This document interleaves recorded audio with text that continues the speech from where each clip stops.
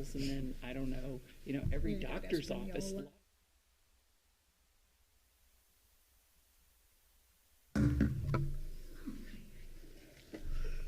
like to call the meeting to order. Welcome, everybody. Glad to see all of you on this lovely day. It's a big turnout. Big turnout. See the diehards. Exciting meeting. And we will. That means it'll be short. Yeah. It's up to us. So, let's see, do we have a quorum? I think so. We do have a quorum. So we can proceed with our meeting and we can adopt the agenda. All in favor of adopting the agenda? Move to approve. Okay. Second. All in favor? Aye. Great. Now, do we have any public comments? There are no public comments. There are no public. There's no public comments. Okay, so now we will go into closed session. Okay. We'll take a roll call. Please take, Chair Campbell, yes. Vice Chair Pugh is excused. Secretary Quintana, Yes. Member Wilson. Yes. Member Siegel. Yes. Which is our public Wi-Fi?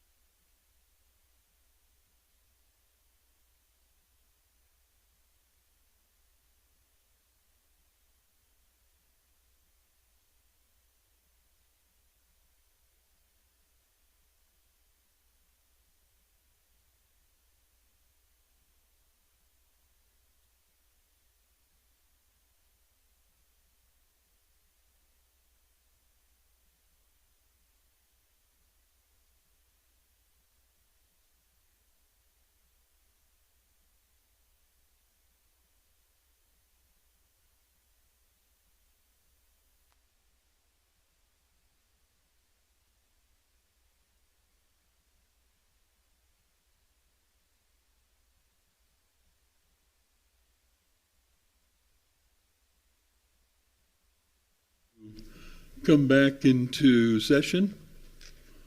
I move we come back from closed session and we only discuss matters of litigation or whatever. Second. And could we roll call? Chair Campbell, Yes? Vice Chair Pugh is excused. Member Siegel, Yes. Member Wilson, Secretary Peter. Yes. Thank you.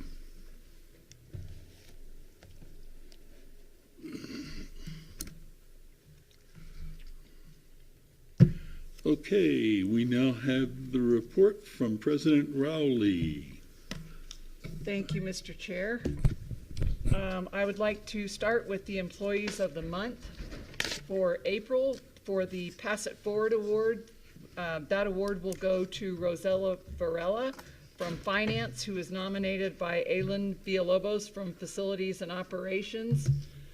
And the WOW-gram for April goes to Cheryl Senzaba, who is a faculty member in the School of Health Sciences, Engineering, and Math, and she was nominated by her Associate Dean, Kelly Trujillo. So congratulations to both of them. Both of them do a tremendous job for the college, and we're pleased to be able to share these awards with you. So on to the regular report. A couple of things that I'd like to mention for the chess report. You'll notice there the first bullet point is that we've done another survey about the implementation and where we are right now. So the results of that survey indicate that one of the main things that we need to work on is making sure that employees who are using Workday are really clear on how they can get help if they're if they either don't know how to do something or something is not working the way that they think that it should, which does happen on occasion. And so the chess staff are working to improve those lines of communication and make that a clearer process than what it's been. And so as we've gone through and done surveys at kind of critical points in the implementation, the results have really been pretty strong for Santa Fe Community College.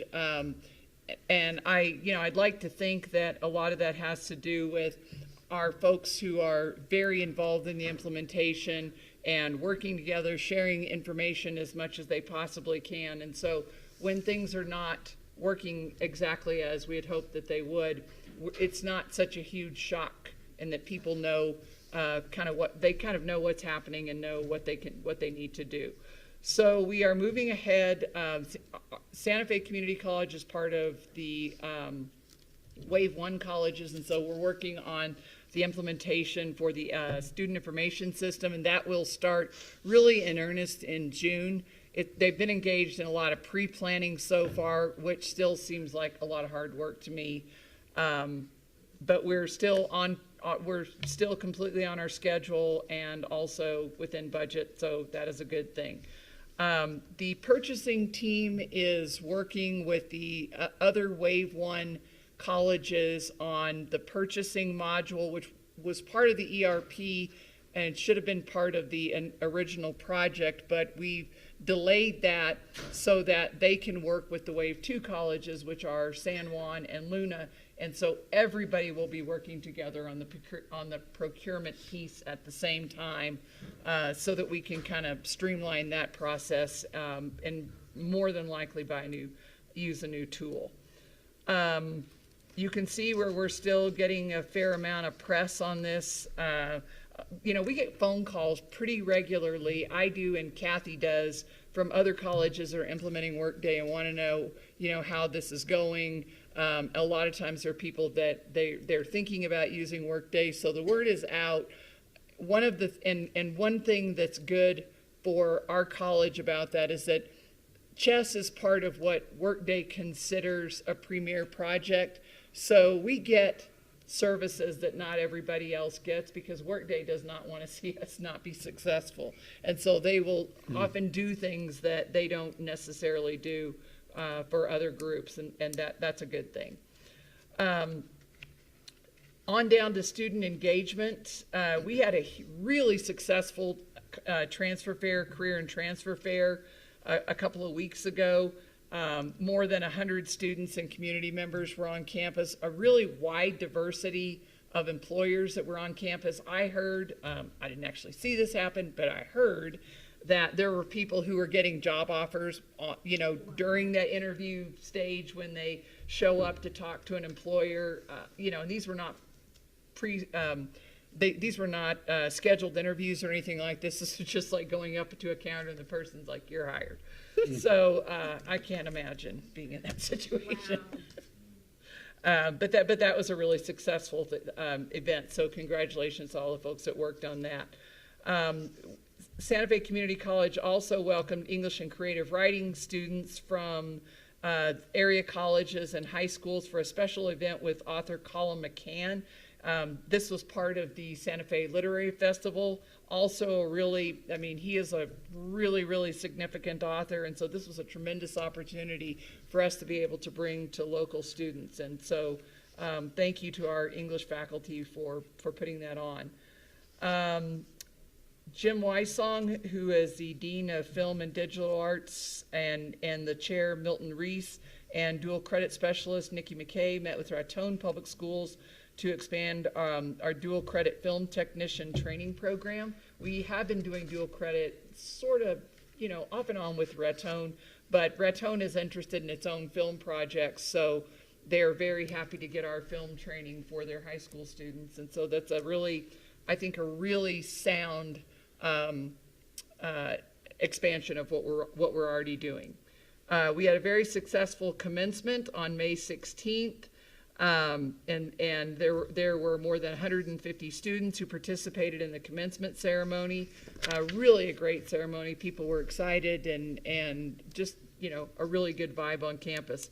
Also, we had 55 students who successfully completed their high school equivalency exam in the adult education program. This is also just a tremendous event, a lot of family participation. And hopefully those students will continue on to Santa Fe Community College and continue with us. The Veterans Legacy Project, we had the Department of Veterans Affairs on campus for kind of a check-in on our grant, and we got really, really good feedback on that and an indication that we'll have a renewal on that. They were very happy with the work that Steve Martinez and his crew have done up to this point. The Automotive Technologies Program has had a couple of big events. They hosted a tech session for the Roadrunner Region Porsche Club of America. I heard there's $1 million Porsche out there. They also had a student-run Broken Parts Car Club, which held a car wash earlier this month, trying to raise a little bit of money. Skipping down a little bit, we also had graduates who completed the U.S. Environmental Protection Agency's Environmental Technician Training Program. This is an EPA-funded project run by Janet Curley out of the HEC. It's, a tremendous program, again, where we're able to provide short-term training to students. When they complete, they have certifications in several different EPA technologies, and we work with them on being placed in a really good paying job with a future in it too. So more and more work in that format.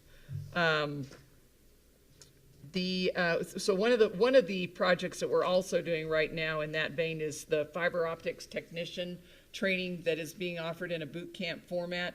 This morning, I started off by attending a broadband summit that was held at Buffalo Thunder, and the state's broadband office out of the Department of IT was hosting a big meeting just to kind of talk about what's being done in broadband expansion across the state, where all of the different spots are, where we have strengths and weaknesses in broadband coverage. They started off by touting Santa Fe Community College. It's Chris Sweden and her group that are putting on this fiber optics training. We've already trained 80-something people, I think, and she's just done it a couple of times. And I know she has a waiting list, and there really are some space constraints in terms of taking more and more students. But the county we're partnering with the county and also with the Department of Workforce Solutions. And so now what we talked about today was expanding that training, going out farther, working with other areas of the state to provide this kind of training And hopefully, the broadband office has, I don't, we'll see if they get this, but they have asked for congressionally directed spending request for some kind of a mobile unit to go around doing broadband training programs. And so we would likely be the group that would be asked to take the lead on that and do some of that. So we were talking to other telecommunications groups that were in the room and seeing if we could, trying to gauge the interest in that. So, but it's really nice to walk in and automatically, to hear what a great job we're doing. And again, that would be Chris and her group over there at the HEC. The Visual Art Gallery's current exhibit showcases student artwork. It is a fantastic show, and it'll be up through August the 18th. And we also are hosting the Katie Besser Student Writing Awards, are going to be at Meow Wolf this year, and I'm not exactly sure what the date is, but we'll talk about that next time. So skipping over to the local bond projects, I want to mention just a little bit about the local and state bond projects, because we're getting, there's a lot of scrutiny on these projects right now by LFC and by the HED Capital Committee, and they're really trying to follow up on either allocations that are about to time out and that need to be reauthorized, or allocations where there hasn't really been any activity in recent time. And so we did have one thing on that list that was about $199,000 left over on a roofing project, a big roofing project. That money has been reauthorized, though, so that we will be able to complete the project with the money that's authorized and kind of move on from there. But I noticed I received a contact today on the library's bond money too. So they're really scrutinizing amounts and making sure that everybody has spent what they have, what they've been authorized by the date that we're supposed to have that done. So we are doing that. We don't have anything outstanding that I'm worried about and that we're in jeopardy of losing. And so you can see where we are on the microgrid, the EMSI outdoor space, and the roof redesign there, which is that was $199,000 that Senator Rodriguez was kind enough to chase me down and make sure that I knew that we need to get on that. Under community engagement, the President's Diversity Advisory Committee is going to represent the college in the Santa Fe Pride March on June 24th. We have wrapped up the tax help through AARP that's been on our campus through April 18th. And so a couple of things that have just happened in the last, really, I would say that would be in the last 2 days. I met with the mayor a couple of days ago, and he let me know that the mayor's guaranteed income program is going to be renewed. And so the city of Santa Fe is allocating $500,000 of their ARPA funds to fund 98 students for a new cohort that they would like to see begin this fall. So I've given Yosh these very quick dates that this is a very short timeline to go through the IRB process, identify a cohort of students, and then be able to appropriate the money at the very beginning of the semester. Students who currently have been funded through the mayor's guaranteed income would be able to reapply and continue receiving that funding if they'd like to. One other piece of this, as you'll recall, this has been part of a study that we've done with the University of Pennsylvania. The data has been submitted, I think it was submitted in April, and so they are working on getting a presentation to us of all the data. We don't even know who the students are that have participated in the program. We don't know how many of them have been successful or any of those things like that. So we will get that data in the fall. The mayor was not really too happy about that. He thought that seemed like an extraordinarily long time to take sorting data like that, but there's not a thing in the world that we can do about it except just, wait for them to get that to us. But Would that be de-identified data, or will it identify? it will the not people? identify them even then. It will be just letting us know the success rates, more data about, courses and things like that, issues that students had. And so we can, take that feedback as we move ahead with the next group. Yes, so I did hear there were 3 stories that were in video testimonies, and one of them was from a woman who'd been diagnosed with breast cancer shortly after she became involved in this program. And I told the mayor and his staff that I felt pretty certain saying that that student would have dropped out had she not had that extra $400 or $500 a month that she was getting from this program, because she used the money to help pay for her medicines and vitamins and things like that, and that would have been just she would have had to drop, I'm sure. So I think there's a lot of good that we're going to see coming from this, and we'll continue to see what we can do. NMICC is developing its interim strategy for LFC. There are a couple of primary things that we're really going to be focusing on, and this is to educate LFC and to try to get some traction on improving the funding for our faculty to achieve some equity with public schools. When I see flyers from Clovis Municipal Schools District where a master's prepared teacher with very little experience starts at $70-something thousand, we are not in that realm, and so, and no one is, none of our peers are. It's not that Santa Fe Community College is lacking. C&M, they maybe pay their teachers a couple $1,000s more than we do, but nothing that's significant. So this is really a serious issue, and so we're really trying to get them to understand that it's great that public school teachers have received these increases, but community college faculty are really caught in a bind now. And then the other thing will be focusing on non-credit workforce training funding and trying to get that to be part of the funding formula so that we're not responsible for seeking a grant for every type of program that we want to do, or hoping that we can charge enough to make it pay for itself or something like that. So most states already have workforce funding built into their higher ed funding formula. What we get is a little bit. There is a high skills training fund that is maybe, it's a few $100,000, and so we all end up getting about $25,000 or something like that from it, which is really not game changing. So we've been talking to them about this, but we'd like to use the interim hearings to really be able to have more of a focused approach to doing this. And we understand there's new leadership there, so we'll see what happens. And then the last thing that I want to just mention, we will start seeing a road closure on Richards Road. So Richards Road is already closed south of the college. You probably noticed when you came out today that when you go through the last roundabout to actually go into the parking lot, you can't go right. That roundabout is all roped off, and so that, if you live in Rancho Viejo and you're trying to go north, there's a detour that I think goes pretty much out to the highway and then loops you around.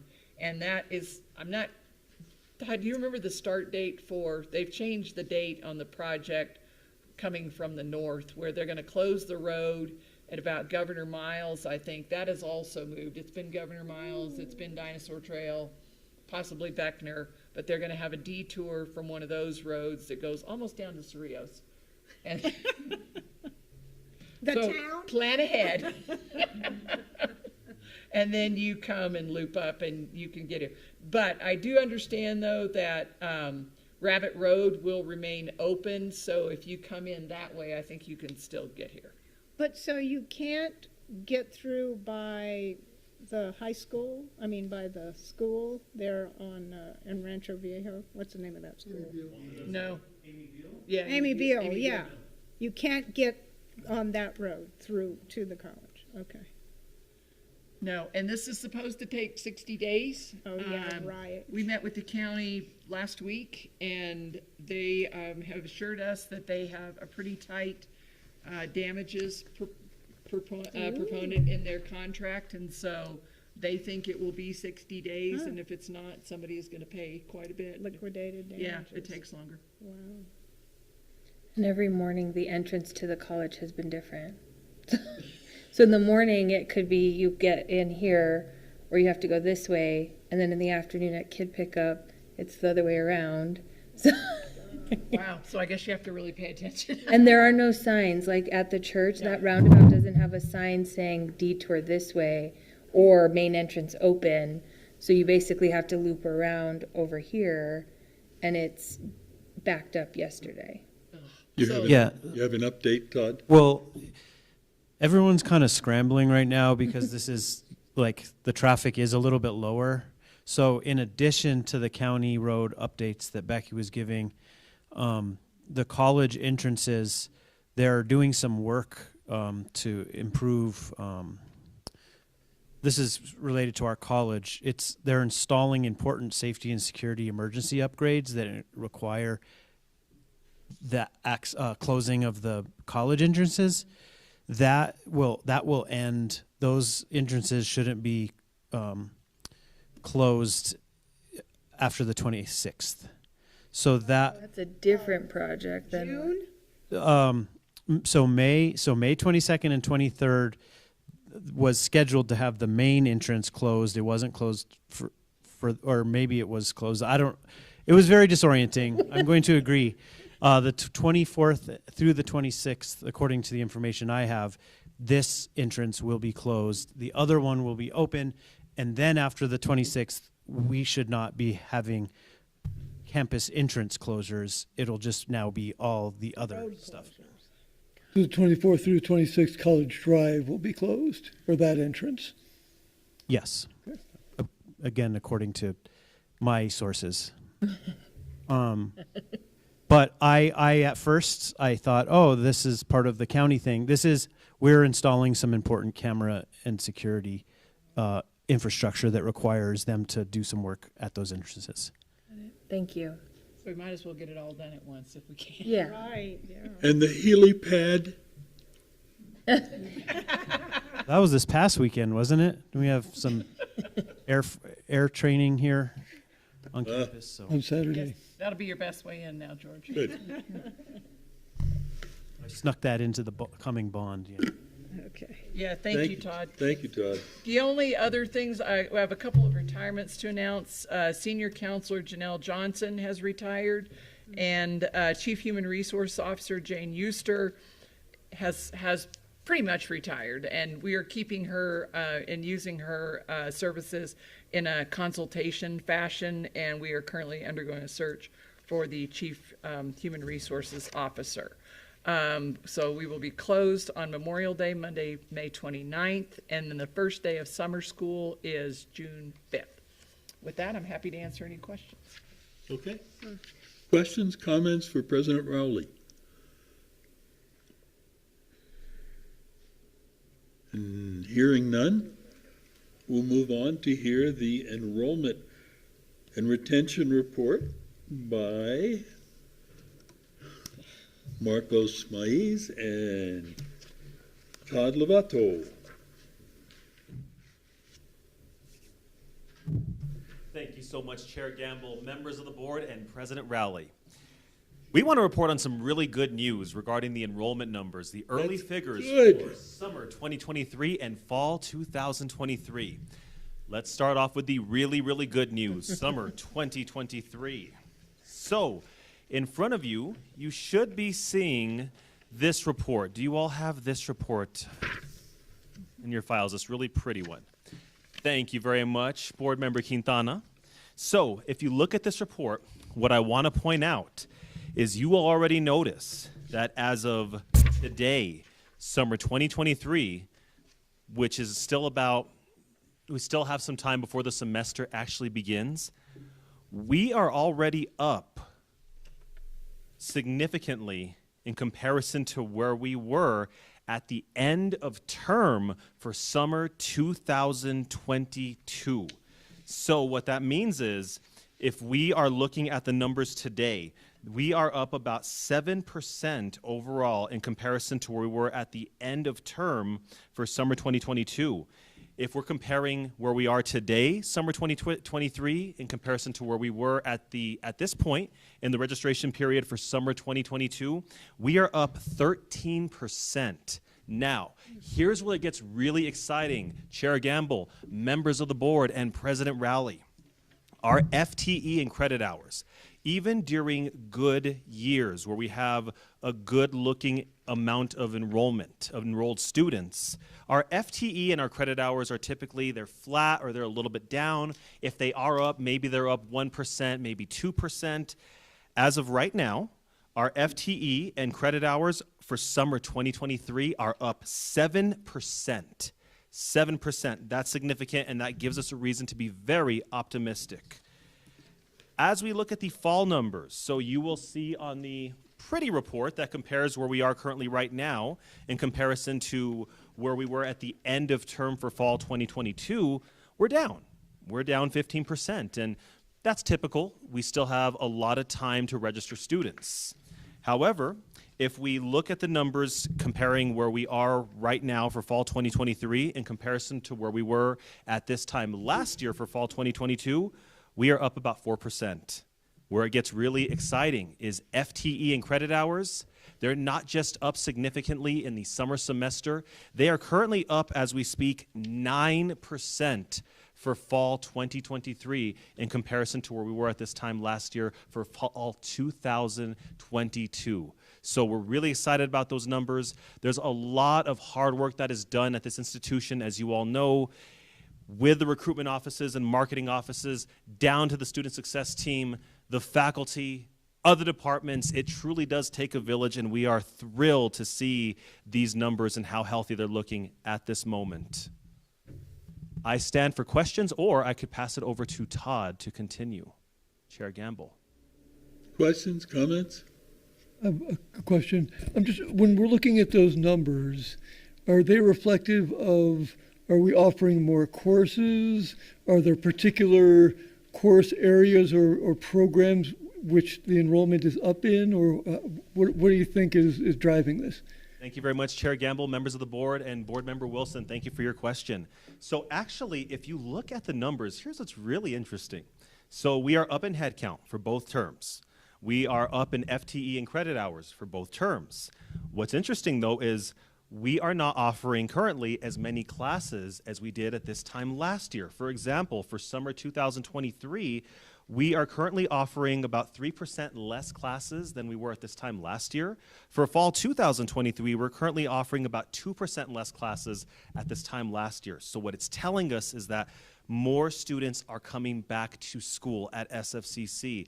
And what's very exciting, enrolling in more credit hours. And that's going across the board with our dual credit students, our non-traditional students, our traditional students. Regarding what classes these folks are taking, I don't have that information in front of me, but I am more than happy to get that information. That's very, very accessible, Board Member Wilson. That would be interesting if maybe at the next meeting or retreat, if we could see that. Thank you. It would certainly be interesting. There are a lot of questions like that. How many of those students are new students versus returning students?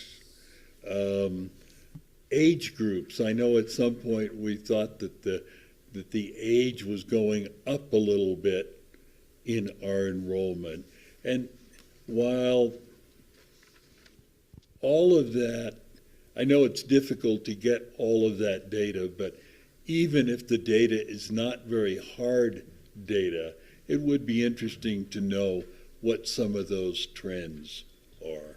Absolutely, Chair Gamble, and thank you very much for that. So regarding new student headcount and regarding the age or demographic of students, the good news is we do have that information available right now for this board meeting.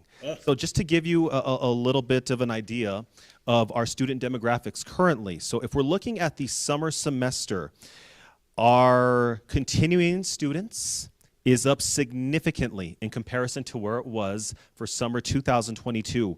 We currently have right now 1,134 registered continuing students for summer 2023 in comparison to just 1,014 for summer 2022. You'll also see that our high school students, our dual credit students, it's right on par from where we were at this time last year for summer 2022. It's about 145 dual credit students. New student headcount, very exciting. The numbers, while not mind-boggling, they still are up in comparison to where we were at this time last year, with 97 new students in comparison to 76 new students for a summer semester. That's not bad, and that's something to be optimistic about for the future. If we look at our age of students, you will see that currently right now for summer semester, the median age group is 41. In comparison to last year, it was 36. So it looks like more of our older students are enrolling in summer classes. Those could be fitness classes, those could be arts classes, a number of different classes that historically our non-traditional age students have signed up for. You will see that the mode, though, is 20. The mean is 45. So it's just a nice range of students right now. You can see that our 65 plus is up about 75 students, but you will also notice that our students aged between the ages of 25 and 34 are also up, as well as our students who are between the ages of 35 and 44, our students who are 45 to 54 and 55 to 64. So you can see there's a trend where all these different age groups, they are enrolling at SFCC more than they were at this time last year. And you can see those with the fall as well. Again, the fall is still too early to call right now, so the numbers are going to look significantly lower, but the summer gives us a really good indicator of what's going on right now. Great, thank you. Thank you, Chair Gamble. Good breakdown. Chair Gamble, I just need some clarification on the terms used. When it says continuing, is that continuing ed? No. Thank you very much, Chair Gamble, members of the board, Board Member Quintana. That is continuing students who have continued from literally completing one semester, moving right into the next semester. And returning is they were here before, but Absolutely. didn't come back consecutively, like they were here at a time before. Sorry, Exactly. I'm trying to wrap my head around this. Okay, thank you. Thank you, Marcos. Yeah, I always have to remind myself about continuing and returning every time we do this report every What's the month. difference? Really quickly, Chair Gamble, members of the board, President Rowley, I'd like to share a couple web pages that we've been working on that we're excited about as we move to keep kind of forging ahead with our efforts. There was an interesting article in Inside Higher Ed that we read today that talked about some national trends. We did send that in an email. It was really interesting, and I know Becky read it and others, and some of the things that I reflected on as I read that, the kind of general gist of it was that new data show that enrollments have mostly stabilized after the pandemic nosedive, but recovery this is very national data, so I'll share a few things. It's a deep subject. I don't want to get too sidetracked, but I want to then move into like just some of the efforts that we're doing to contextualize it and also to celebrate some of the work.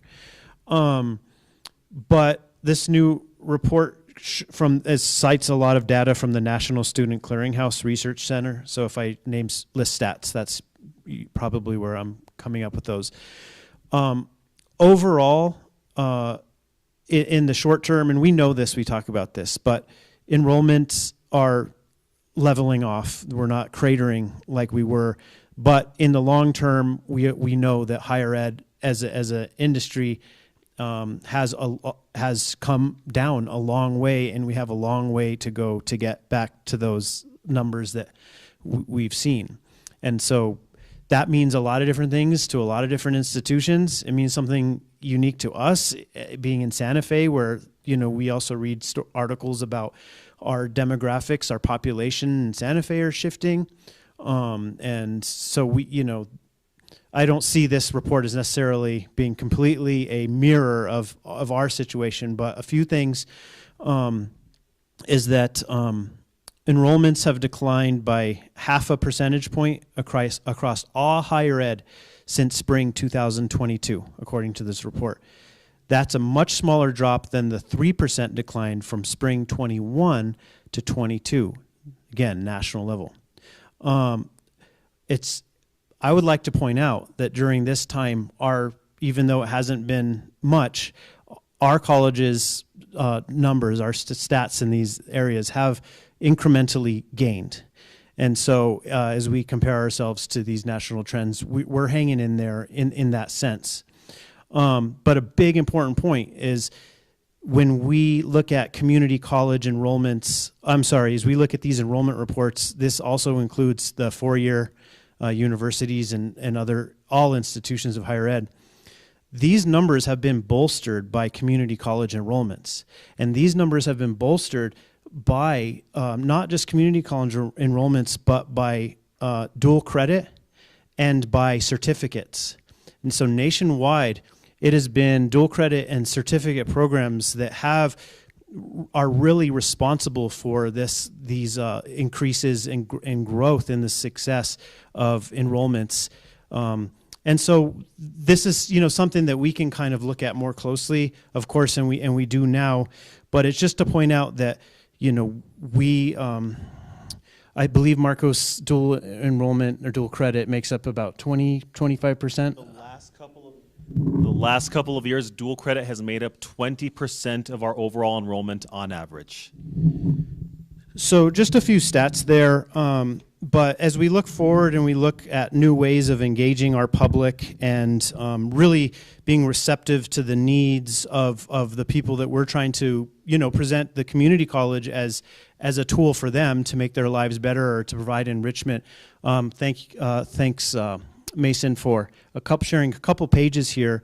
One really exciting thing you've basically seen, and we'll start with the educational pathways, but I want to just show the educational pathways. See, there's our notice on the weird road stuff, but this educational pathways page, we've done presentations. I'm not going to go too deep into it.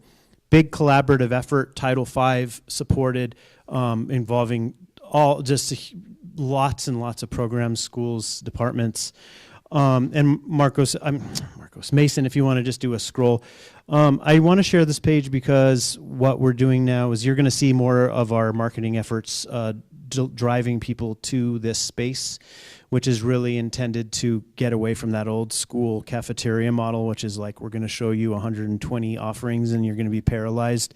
You're going to be me in the cereal aisle of a grocery store, which basically means you have no idea what to get and you leave without anything.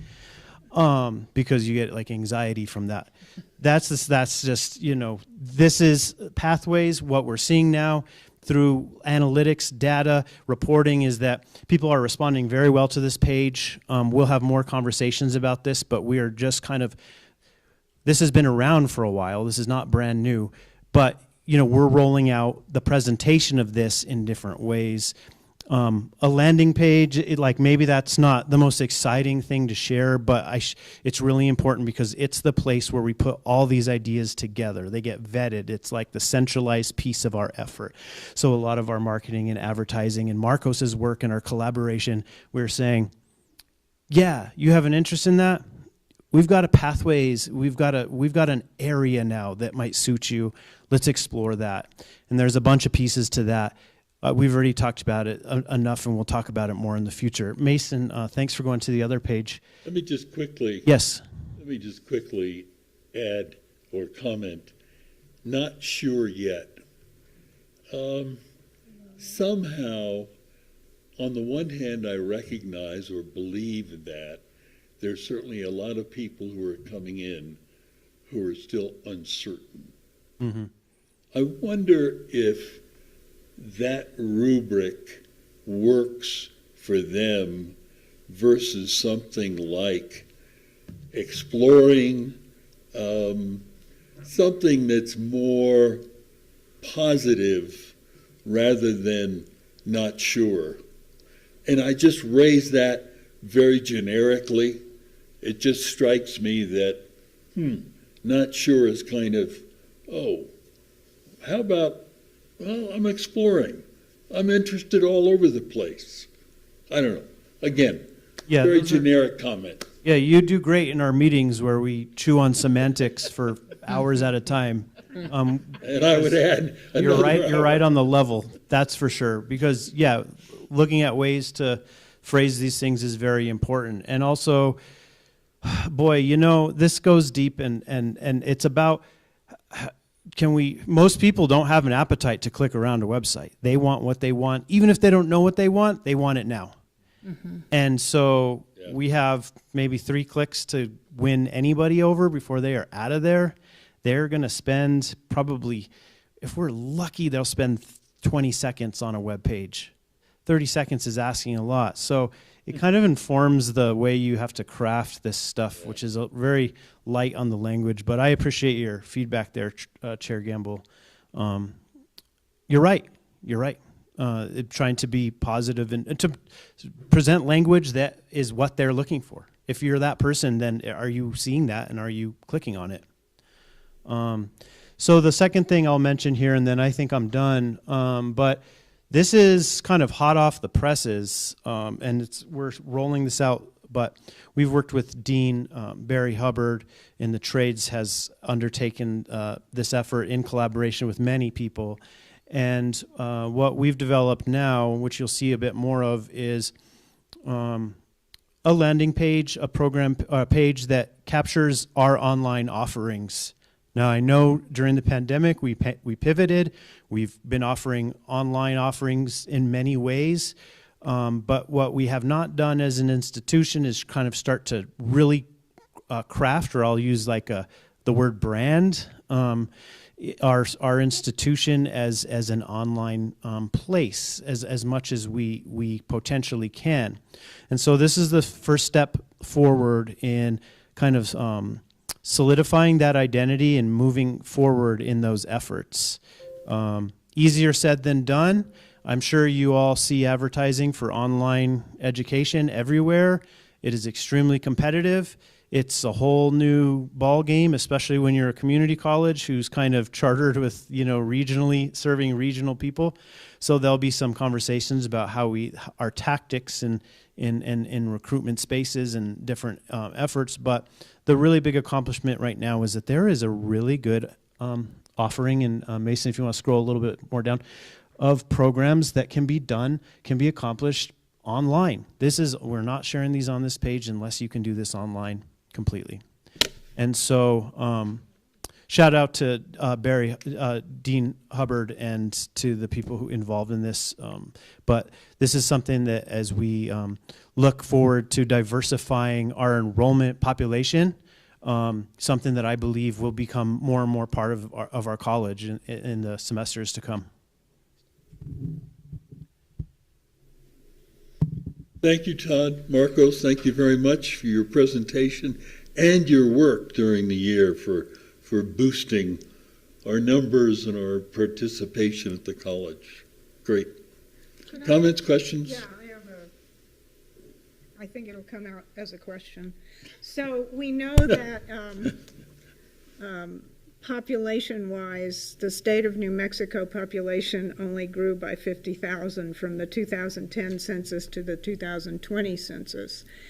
And we know that the number of people going to public schools has declined, and even when you add in the charter schools. So that means we have to, which we have been doing, is focus more on non-18-year-olds and focus on people coming back to school or changing degrees or whatever. So I know I usually ask this, so how are there specific things we're doing to market to that group, the older but not 65 group?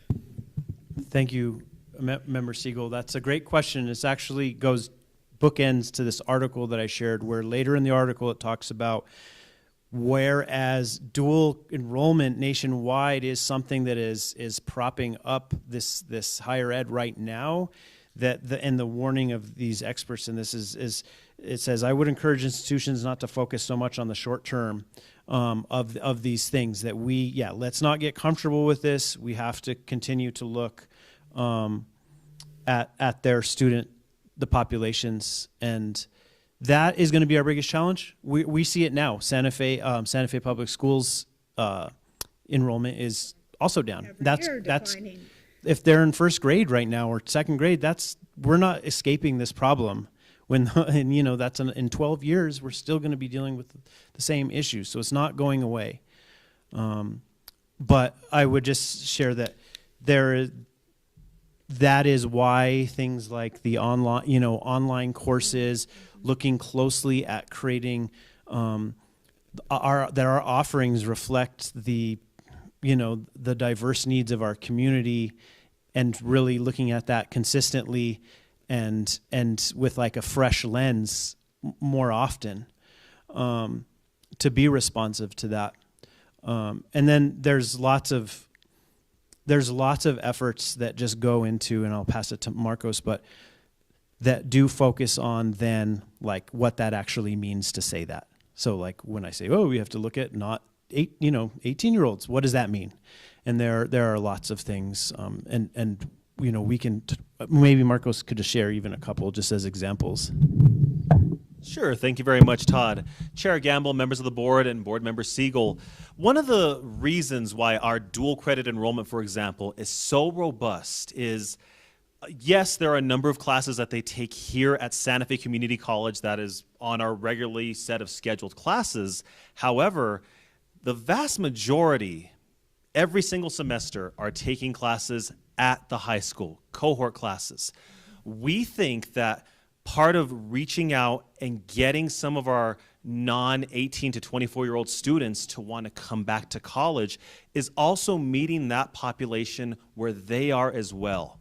Cohort classes is one of those models. So what we're doing is we're reaching out to a number of folks. So the way that CE is working with the city and the county, we're also seeing if we can piggyback with them as well so that they can get their feet wet with CE and see if they can move on to the credit pathways as well. One partner that we're working with specifically right now, where we're working with non-18 to 24-year-old students, is at the Montecito Santa Fe. So board member Pugh actually was someone who reached out to me to ask about possibly working with them. It took some time. I've been visiting off and on, myself and my team, for the past year. And we let them know that we're an option. We help them apply to fill out the application. Maybe an employee will take a class here and there. But the goal was to see what is their needs, how do we meet those needs. I am happy to report, Chair Gamble, members of the board, board member Siegel, that this summer we're going to start small, but we have 3 CPR classes lined up at the Montecito scheduled for the summer semester. That is going to be 25 of their employees. It started off with 1 class, and they had 7 employees. But then they're like, well, now we have 15. As of yesterday, they had 25. And it's like, yes, we will keep bringing you the classes. And I'm very, very grateful to our partners, Dean Terry Tewart, Associate Dean Kelly Trujillo, and the CPR folks, because they've been so flexible in meeting these folks where they are. They say, great, more students, we'll give you another class. Weekends of work, we'll give you a weekend class. So that's an example. Meow Wolf is another one where long-term, we'd love to offer cohort classes to them, but that hasn't happened yet, but they are working diligently with their employees and encouraging them to take classes at SFCC, and Meow Wolf covers the tuition.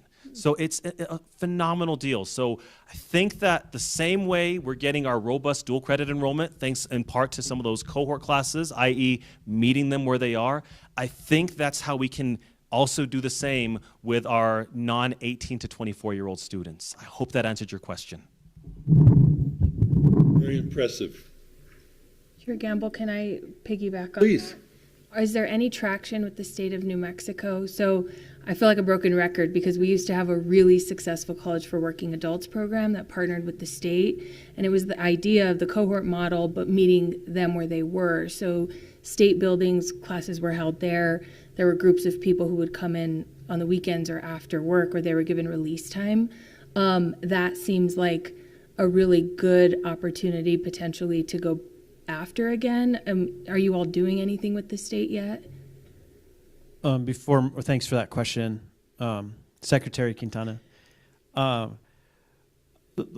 think a good example, and maybe somebody at a future date that we bring in here, is Chris Swedin, and with the workforce training aspect. So, ProTech, for example, is a community college program that, partners with continuing education. It's a Santa Fe Community College continuing education and contract training effort in partnership with Santa Fe County, the City of Santa Fe, and the New Mexico Workforce Connection, and they have been running summer intensives for film and television production, fiber training, and various other areas. And so that's one example of that. I think what Marcos pointed out about the Montecito example is that there's so many avenues and opportunities and so much potential, and so it's about finding the opportunities and then leaning into those, because we can see, like on a pilot level, whatever. If it's CPR classes, we can find success in that. It's just about forging those relationships. I think you covered it very well, Todd. Mr. Chair, Please. Board Member Quintana, one example that I do know of us working with the state, I think it started last summer. The State Personnel Office reached out to me and said that they were really struggling to find enough mechanics for their motor pool. Mm-hmm. And so I immediately hooked them up with Julia Furry, because there was really nothing more that I could do in that situation. And so several of those people have joined our automotive program. We talked about the possibility of, being able to offer some short-term, more customized work for them. And that is an option, but I think that they felt like they would be better served by having rotating people through our regular program and doing that. So we are working with, I guess it's actually through the state motor pool. Great. I agree with Secretary Quintana. I think we had a very successful program with the College for Working Adults. Maybe we could go back and just look at the model of what we had before and see if there's something replicable from that going forward, because I think that was a good program a number of years ago. I think it also allowed for people to gain promotion within the state who had maybe been stuck for a period of time. I mean, I know several people who did, they got raises, they were able to advance in their careers, because a lot of these folks are going to stay there until they retire. I mean, that pension is unmatched, right? So I think there's just a lot of opportunity there if we have someone who's able to focus on that relationship. Mr. Chair and Secretary Quintana, I would add to that too, that I would be willing to bet that a lot of those people are taking online classes with us. Mm-hmm. We have so many more online classes than we did at that time. And if the state will release people during the day, that's one thing, but we have not good persistence, and we never have had good persistence ever. With people who start coming out on Saturdays, it sounds like a good idea, but people never continue with it. So an online course, or some kind of online program like that is going to be better. But connecting state groups with what we have is something we should do a better job of. And there's probably various programs saying, why aren't they saying my thing? Because there's so many examples. For example, teacher education that happens here, these are giving direct pathways to, either better jobs or teaching jobs in town. And so I do believe that it's, it's just an area that requires we've got to find where these things are successful and continue to lean into the opportunities. Thank you. Great. Thank you very much. Thank you so much. And now we will hear a report from Ms. Marquez on the Santa Fe Community Foundation. Third quarter report.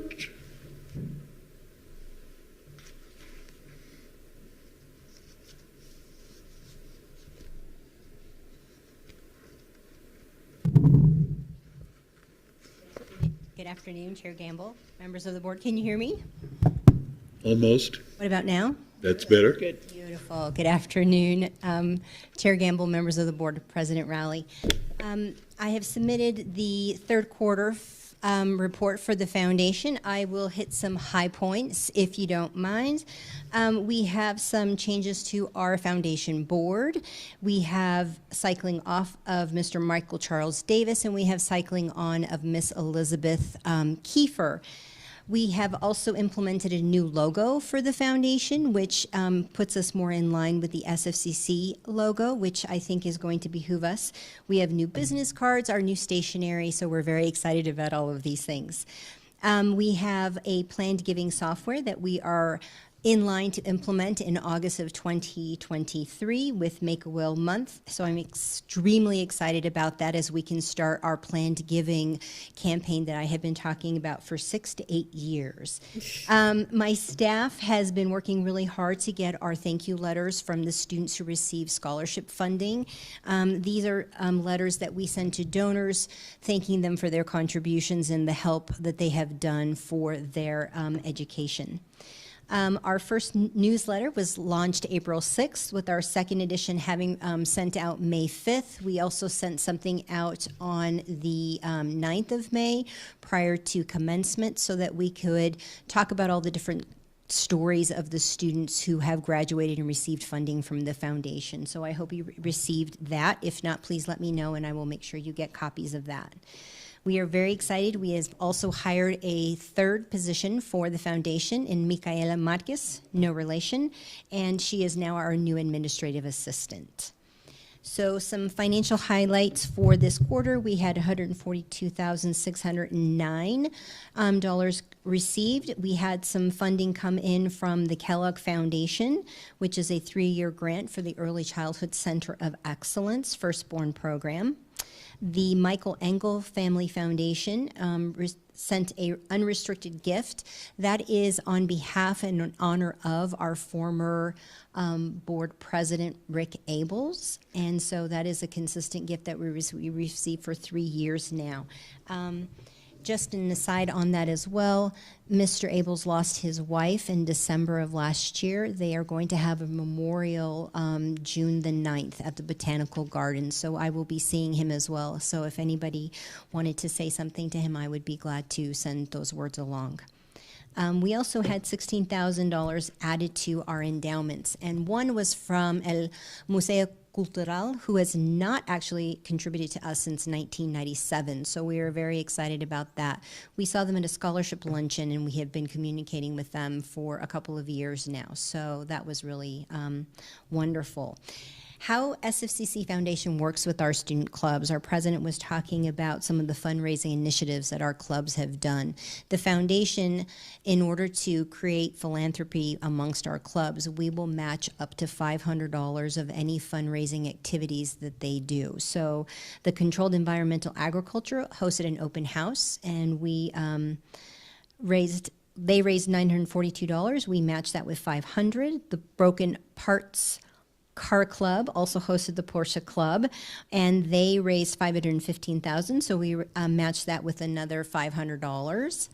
And we've had a couple of other clubs like nursing, the Clay Club, and there's one more that escapes me that has done fundraisers this year. So we have given $2,500 to the clubs this year for their fundraising initiatives. In terms of fundraising channels, there are all kinds of ways that we can reach out to donors, and this is something that we are trying to expand on every year. But basically what it comes down to is donors want to talk to people. So one of the things I've been doing recently is going out in the community, talking with individuals, and it's really the best way for us to steward donors and the community members. So we're very excited about doing some of those initiatives. In terms of marketing, we have done our Google for nonprofits that we are doing with Media Desk in conjunction with marketing and NPR here at the college. So one of the things I wanted to say is since September, we have been using this, but for this first quarter of the year, we had 2,500 clicks and nearly 32,000 impressions. And these are some of the keywords that they're using: community college, scholarships, tuition assistance. So these are the things that students are looking for, and the Google Analytics show us what students are looking, which are males 18 to 24. They are the ones who are looking for scholarship assistance, and so we're very excited about some of these. One of the decisions that was made at the foundation board at our last meeting is that our officers will be serving one more year, so they will be serving a 3-year term versus a 2-year term. We have some members cycling off and others cycling on, so I asked for consistency, and so they all agreed to serve one more year. In terms of recognition, I really am very appreciative to Dorothy Pires, who helped us with our new logo. She's been dying to work on that logo for 5 to 6 years, I think she was talking to me about, and also Paul Perez in HR, who helped us get our hire for Micaela. And we talked about the Apple Community Initiative. We are going to be receiving $676,000 in equipment and $320,000 in actual grant funds. Something that also came through this week is we had received an award for the early childhood bilingual educator, and those grant funds for an endowment are coming down the pipe in the next 2 weeks. So those documents have been signed, sealed, and delivered. At that, I will stand for any questions. Great. Questions, comments? I have 2 questions. Please. One, can you explain what impressions are and how those help us? I knew you were going to ask that question, and I should have been better prepared. I had a list, actually, of what that means. Maybe Todd? So I think I'm going to let the guru speak. Try. I was going to say impressions are actually how many people see it. A click is an actual click. So it shows up in the search. That's correct. This was Google data you're talking about? Yes. Okay. According to Google Analytics, an impression is someone who is viewing the page. So that's divided by either a unique visitor or a returning visitor. So an impression doesn't make a distinction between the two. So that's kind of like a total amount of people who have gone to that page. So our homepage. Which page? I think your foundation page is the data you were sharing. Yes. Cool. Thank you. I'm pretty sure. My confidence on that response is about 90%. Thank you, Todd. Now, hopefully I can answer your next question. My next question is, with the Opportunity Scholarship, how does this impact the work that you're doing on the scholarship side? Actually, it is very interesting that you asked that question, because I just had a student in my office today who was concerned about her GPA and her Opportunity Scholarship. So there are so many students who need other assistance besides tuition and books. And so that's one of the things that I talk to donors about specifically. Living in Santa Fe is very expensive. Having a car is very expensive. So there are other opportunities, and the foundation dollars are the last dollar. So they are basically the refund that students would get. Those can be then used for childcare if they have a tire that needs replacing. Any of these other issues that get in their way. And so those are the things that I get to talk to people, and they really understand that because they live in this beautiful city that we call home, and they know what the issues are. So for me, it has not been an impediment. I think it's actually been a really enlightening for a lot of individuals to know that tuition and fees may not be the biggest obstacle for our students. So is it, and I don't know if you're the right person to ask or if it's financial aid, but is it the case that you all are, or is the financial aid office awarding scholarships from the foundation automatically when a student gets their financial aid award, or is this something they have to ask for when they run into an emergency? There are a couple of different things. If they have an emergency, there is the Student Emergency Assistance Fund, what they do have to apply for. They are allowed to apply once a year, so they can't be awarded more than once a year. For endowed scholarships or financial assistance from the foundation, they also have an application. So when they complete their FAFSA and it goes to financial aid, opportunity, those other things come about automatically, if you will. But for foundation funds, they do have to apply, and then there's a set of requirements, and then they get awarded based on those requirements, based on each individual scholarship. Okay, so you have a separate application process. We have a separate application. That is correct. Thank you. Thank you. Other comments, questions? Just one quick question. Go ahead. So the 100,000 installment that goes to the Early Childhood Center of Excellence for Firstborn, is that money to try to develop proof that they're evidence-based? Okay, Yes. And to make them a national model. right, okay. Kelly, also I wonder, I think that some time ago, I think we heard from you that you were working on you were making some efforts to develop a list of alumni. Do you want to just comment on where that is? Sure, absolutely. So with our May newsletter, I asked OPI for a listing of anybody who has graduated since 2005, which they were able to access for me through Banner. And there were almost 10,000 names on that list. There were some duplicates. So our May newsletter went out to almost 10,000 individuals. And that was our first outreach to all of these alumni. And we sent out a May newsletter, and then prior to graduation, we sent out 4 images of graduates with a quote.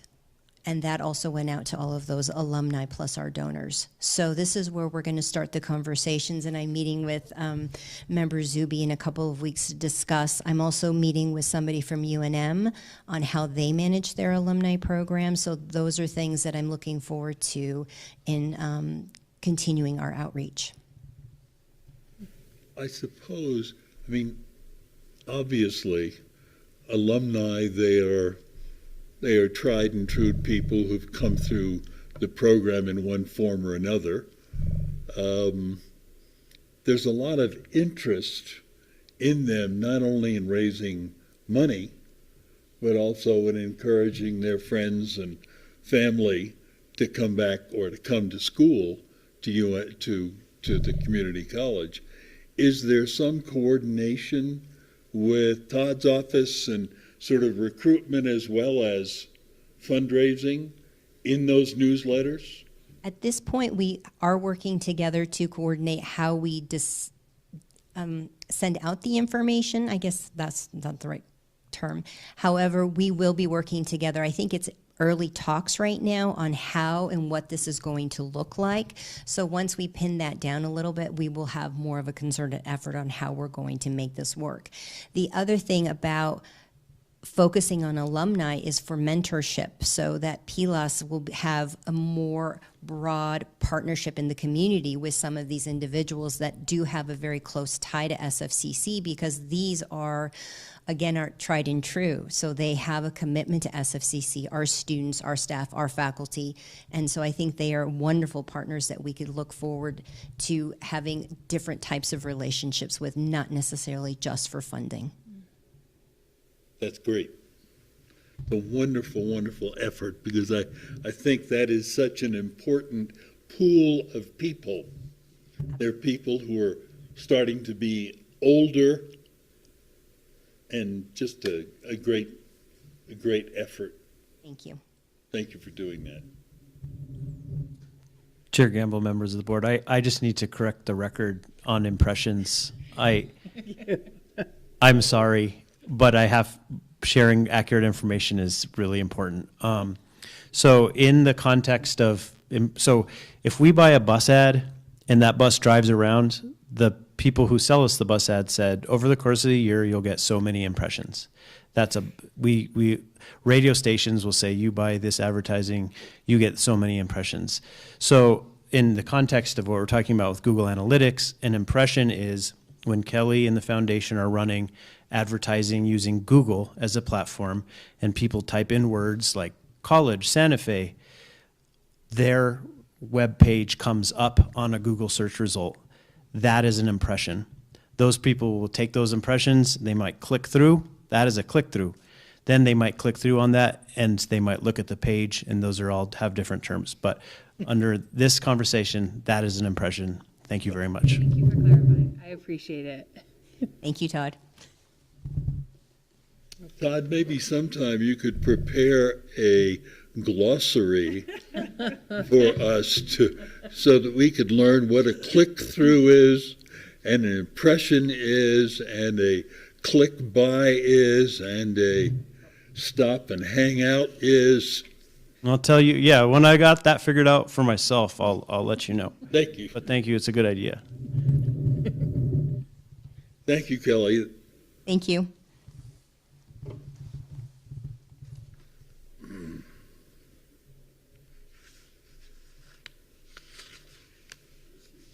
And now, Faculty Senate report.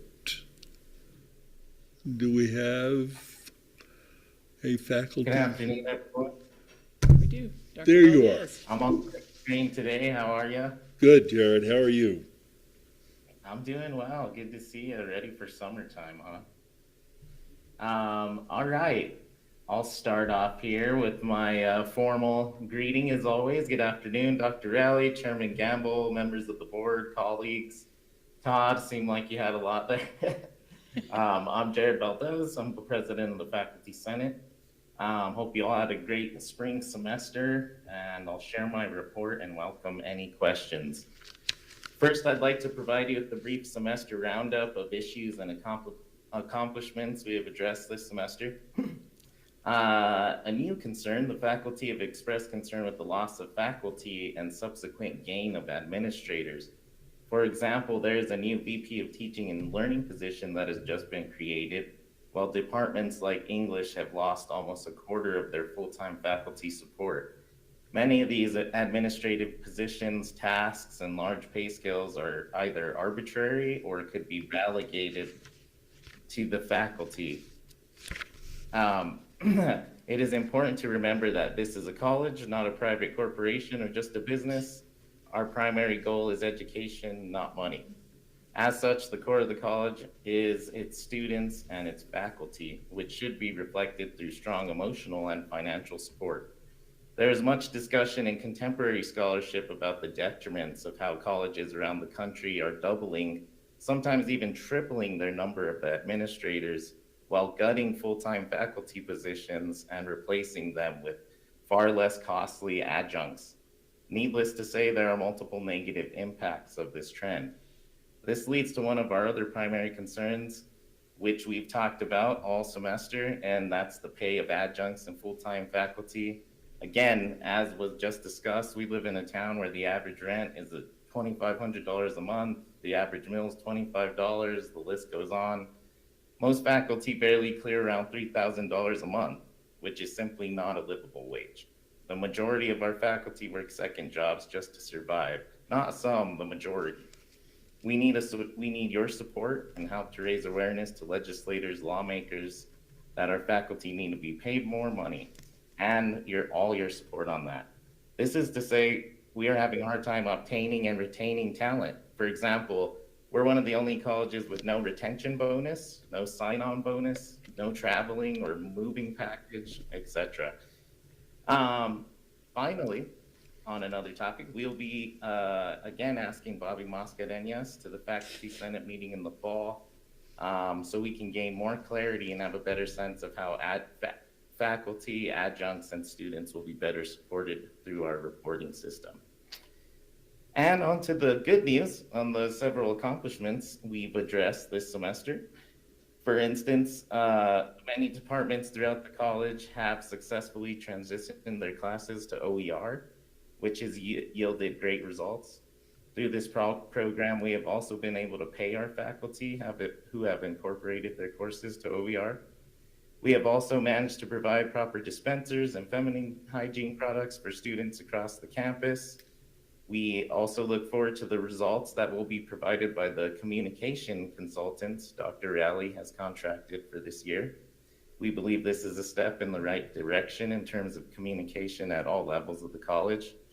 And finally, we have finished updating the Senate Constitution and are looking forward to a new productive semester as a united and strong faculty senate. We'll be having 2 elections in the fall, and would like to thank Adjunct Representative Tony Kaufman and our Communications Officer Gianna Hernandez for their diligent service to the Senate. Their terms have come up this semester. Other than that, we look forward to the fall. So have a great summer, and I'll take any questions if you have any. Thank you, Jared. Thank you. Comments, questions? I'd like to, Jared, first I want to say that Dr. Rowley at her report today mentioned that we need to look into and work with leaders around the state about bringing higher compensation levels. So I think you do have support from the college on that level. I was looking at your conversations with Ms. Mascarenas, and I guess I have some concerns. There it looked as though there were a number of places where she had mentioned she wasn't required to report information back to faculty even when they're involved in a potential conflict. And I guess the question for Dr. Rowley is it, there are some things that we're not required to do, but we're not precluded from doing.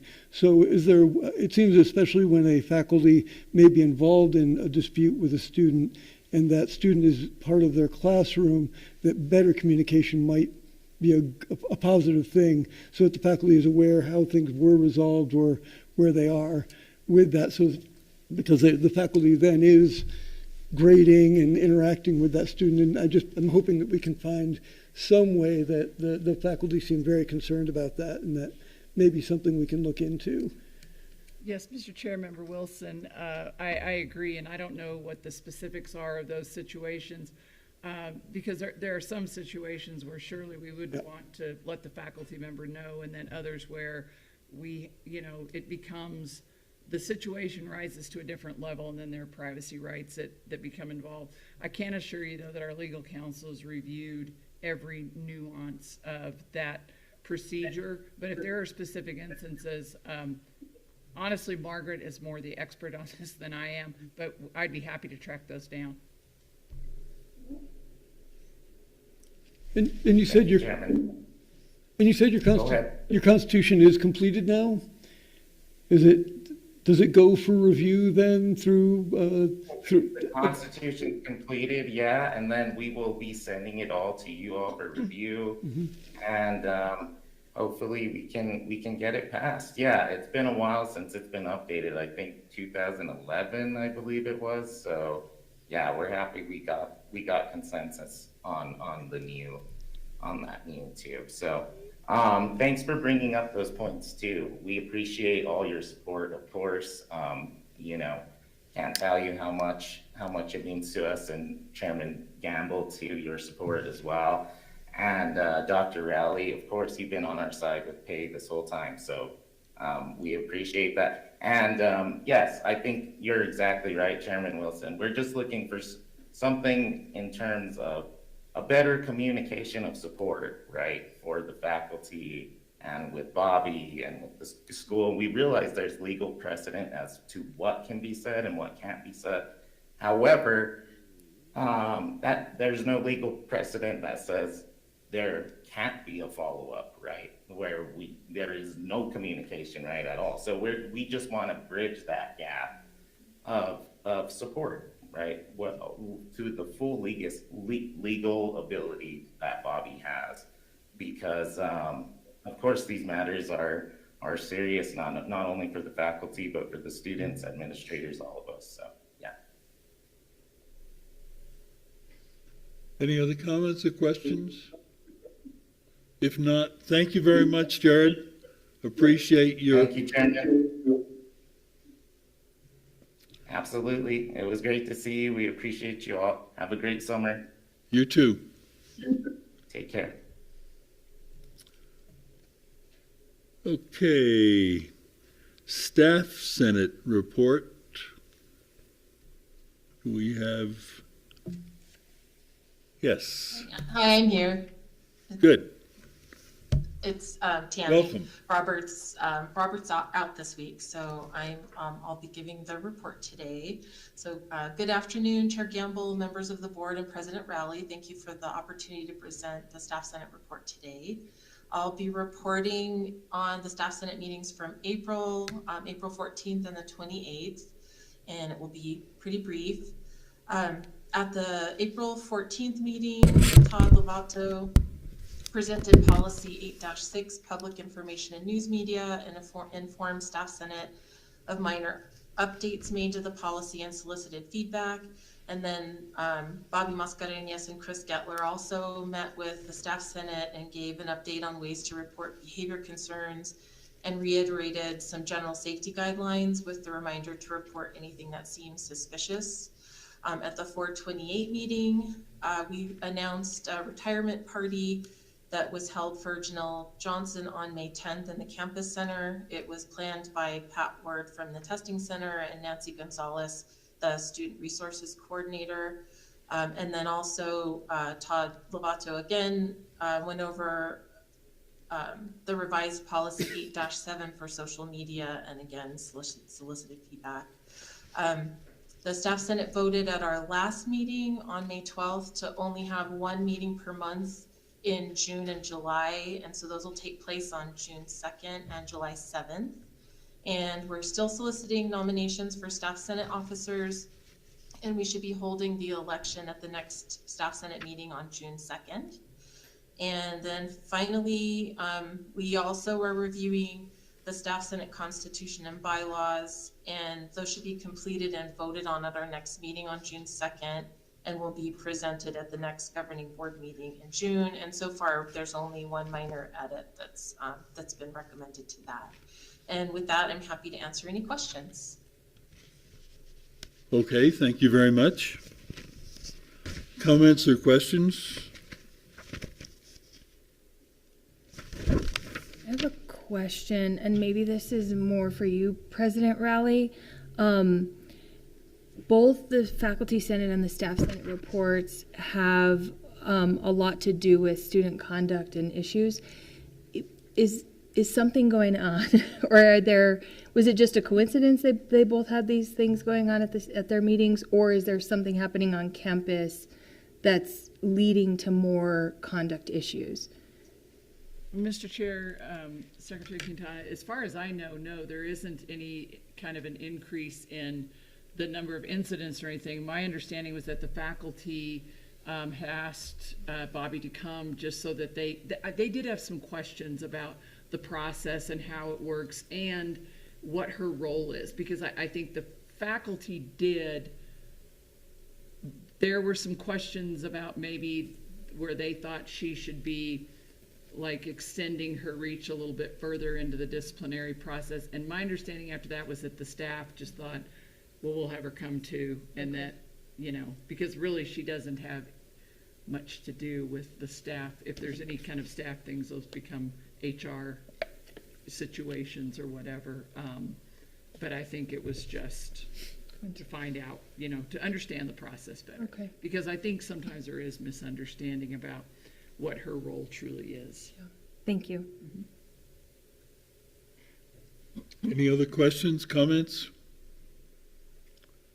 If not, thank you very much, Tammy. Thank you so much. You have a great rest of your day. You too.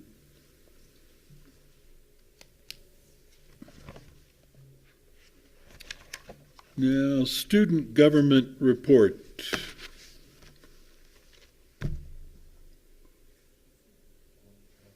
I don't think we have one. We don't have a student? Okay. Didn't know where to look, if I should look up there or look down here. Maybe look outside the door. Okay.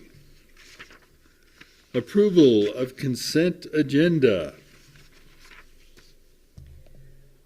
So, Mr. Chair, I would like to remove the policies from the consent agenda because I had some questions, and I think Yash was going to. In the policy, I'm looking at it now.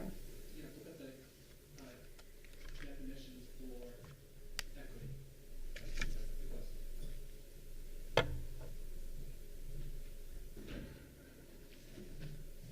question. I would also like to remove the policy from the consent agenda, if that's possible. For further discussion, there was a number of concerns raised by Vice Chair Pugh at the last meeting, and I'd like to just see how those were addressed. So, We can vote on the minutes, but not Right, the, and then you can not discuss the other and then right, vote on and it. then vote on it. So I moved Okay. to remove the policy from the from the, consent agenda. okay, Is there a second? Second.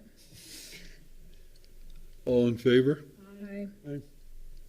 Aye. Okay. So I And now, move we approve the consent agenda now. okay, now can we vote on the consent agenda without the policy? Second. All those in favor indicate by saying aye. Aye. Okay. Approved.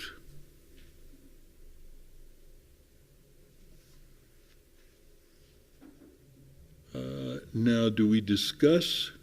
No, we're not going to discuss this policy now. Yes. Yes. We are? Yes, we'll discuss it now. That's- Okay. Let's discuss it. So would you like Yash to go through the changes that he made, or? They weren't highlighted in the copy that we got. Yeah, I don't, I submitted it. Okay. Changes, draft changes, but it wasn't uploaded. Okay. okay. I think one of the main ones was to clarify the hiring company Yes. and when we would use and not use the hiring committee. Yes. So, And so I had a specific question about how if we do it with these policies as they are now, how many or what percent of people being hired would have to use the hiring committee? absolutely. And if I may just start with your first question you mentioned at the last meeting, you asked about the definition of equity. So I worked with the President's Diversity Advisory Council, and we decided to adopt the college's existing equity statement, and we made a minor. Would you use that mic, please?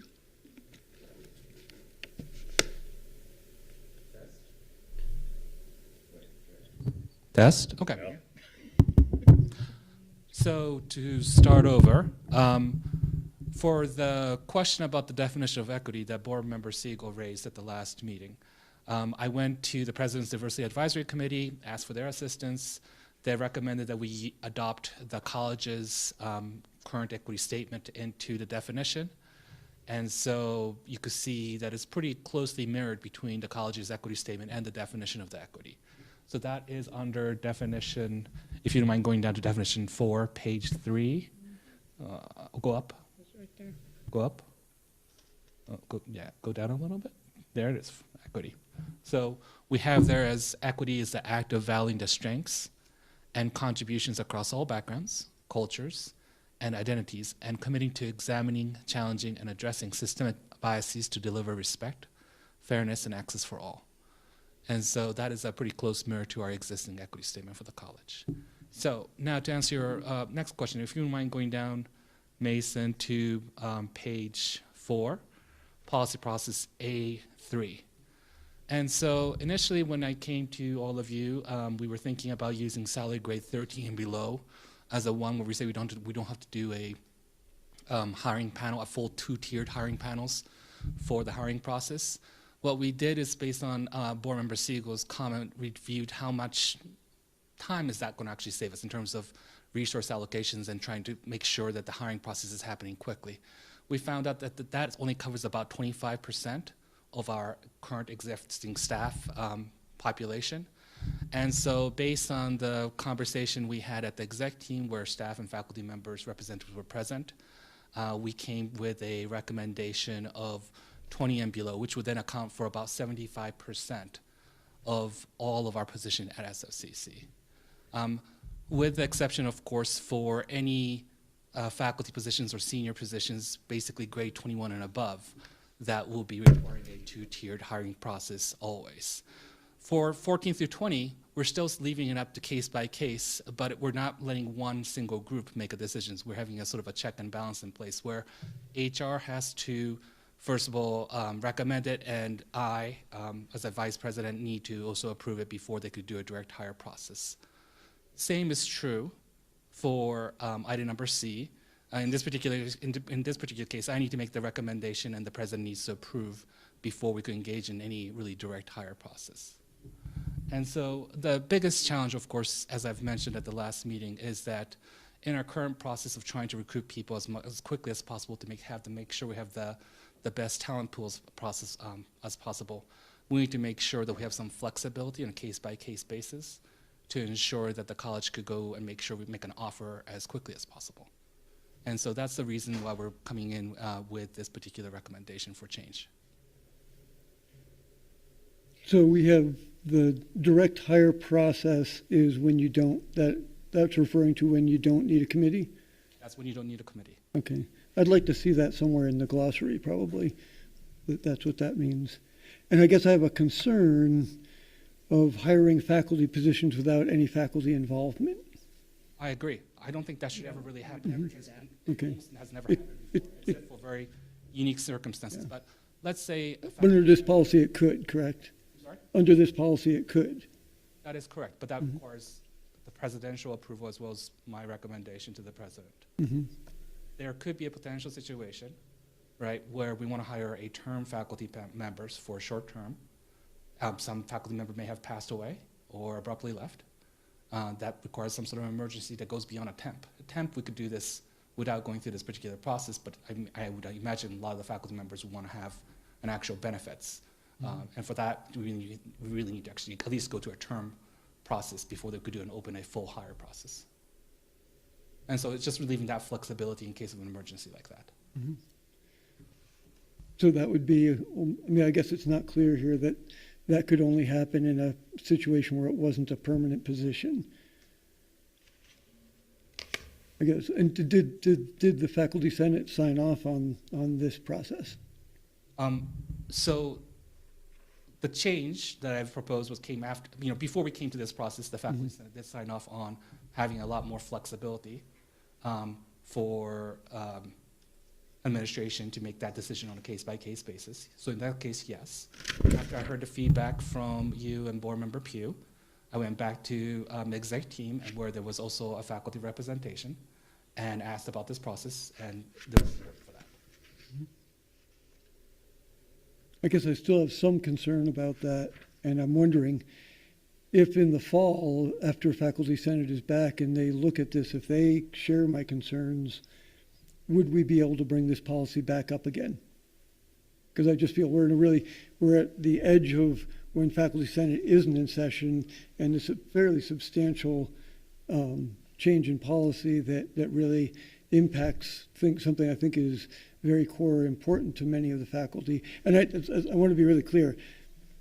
I understand the need to have expedited processes and not miss great opportunities. And I just want to, and I'm okay with going forward with this if in the fall, if the faculty have concerns, we have the ability to bring the policy back up and review it again. Sure, and would it satisfy your questions if the full-time faculty is completely removed from that and only for term situations? And how would you define that? Term is basically not a permanent position for very set periods of time. Okay. Okay. That has a clear beginning and an end point.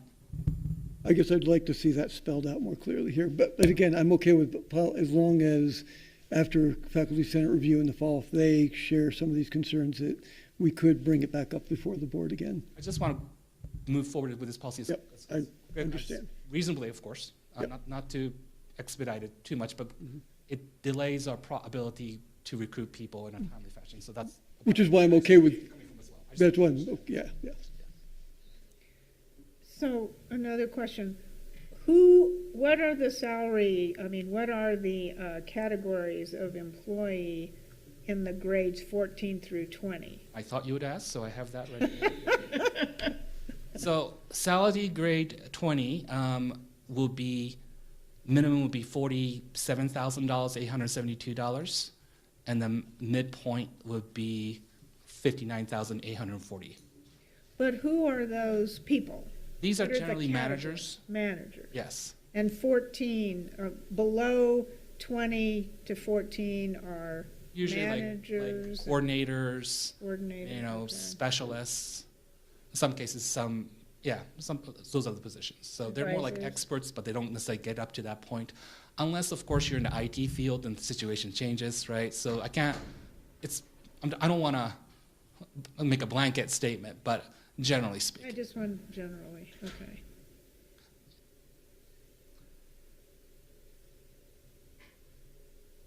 So the way I read this is in grades 14 through 20, you have to have approval to do the direct hire. That's correct. Why?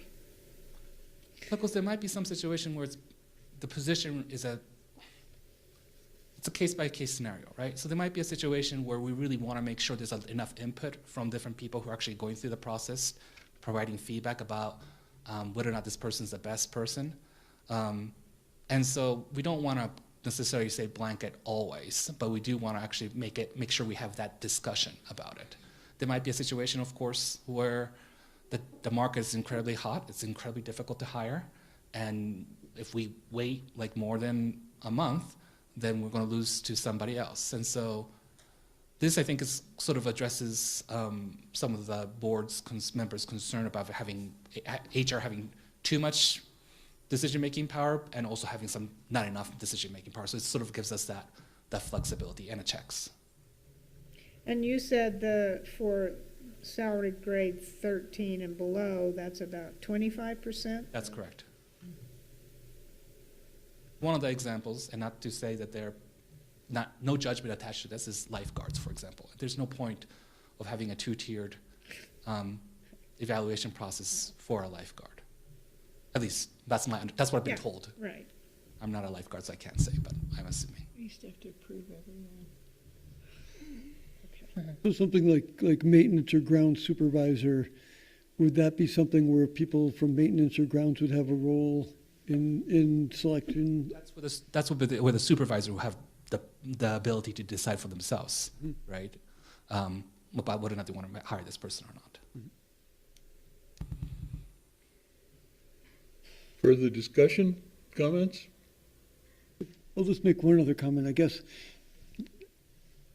we've had in the past, more than one time, presidents who got a little bit rogue and made decisions that maybe the board didn't feel comfortable with. I guess in some level, I'd like to see a report coming back to the board of which things were chosen to be removed from direct hiring and which things were allowed to go through.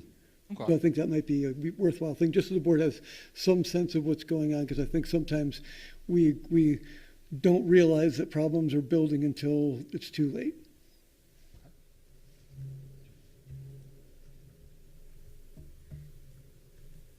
Okay, Okay.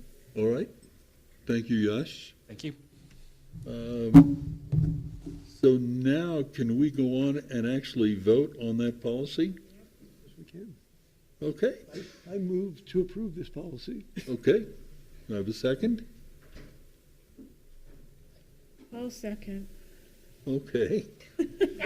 I still think Reluctantly. too many people are. All in favor indicate by saying aye. Aye. Aye. It is passed unanimously.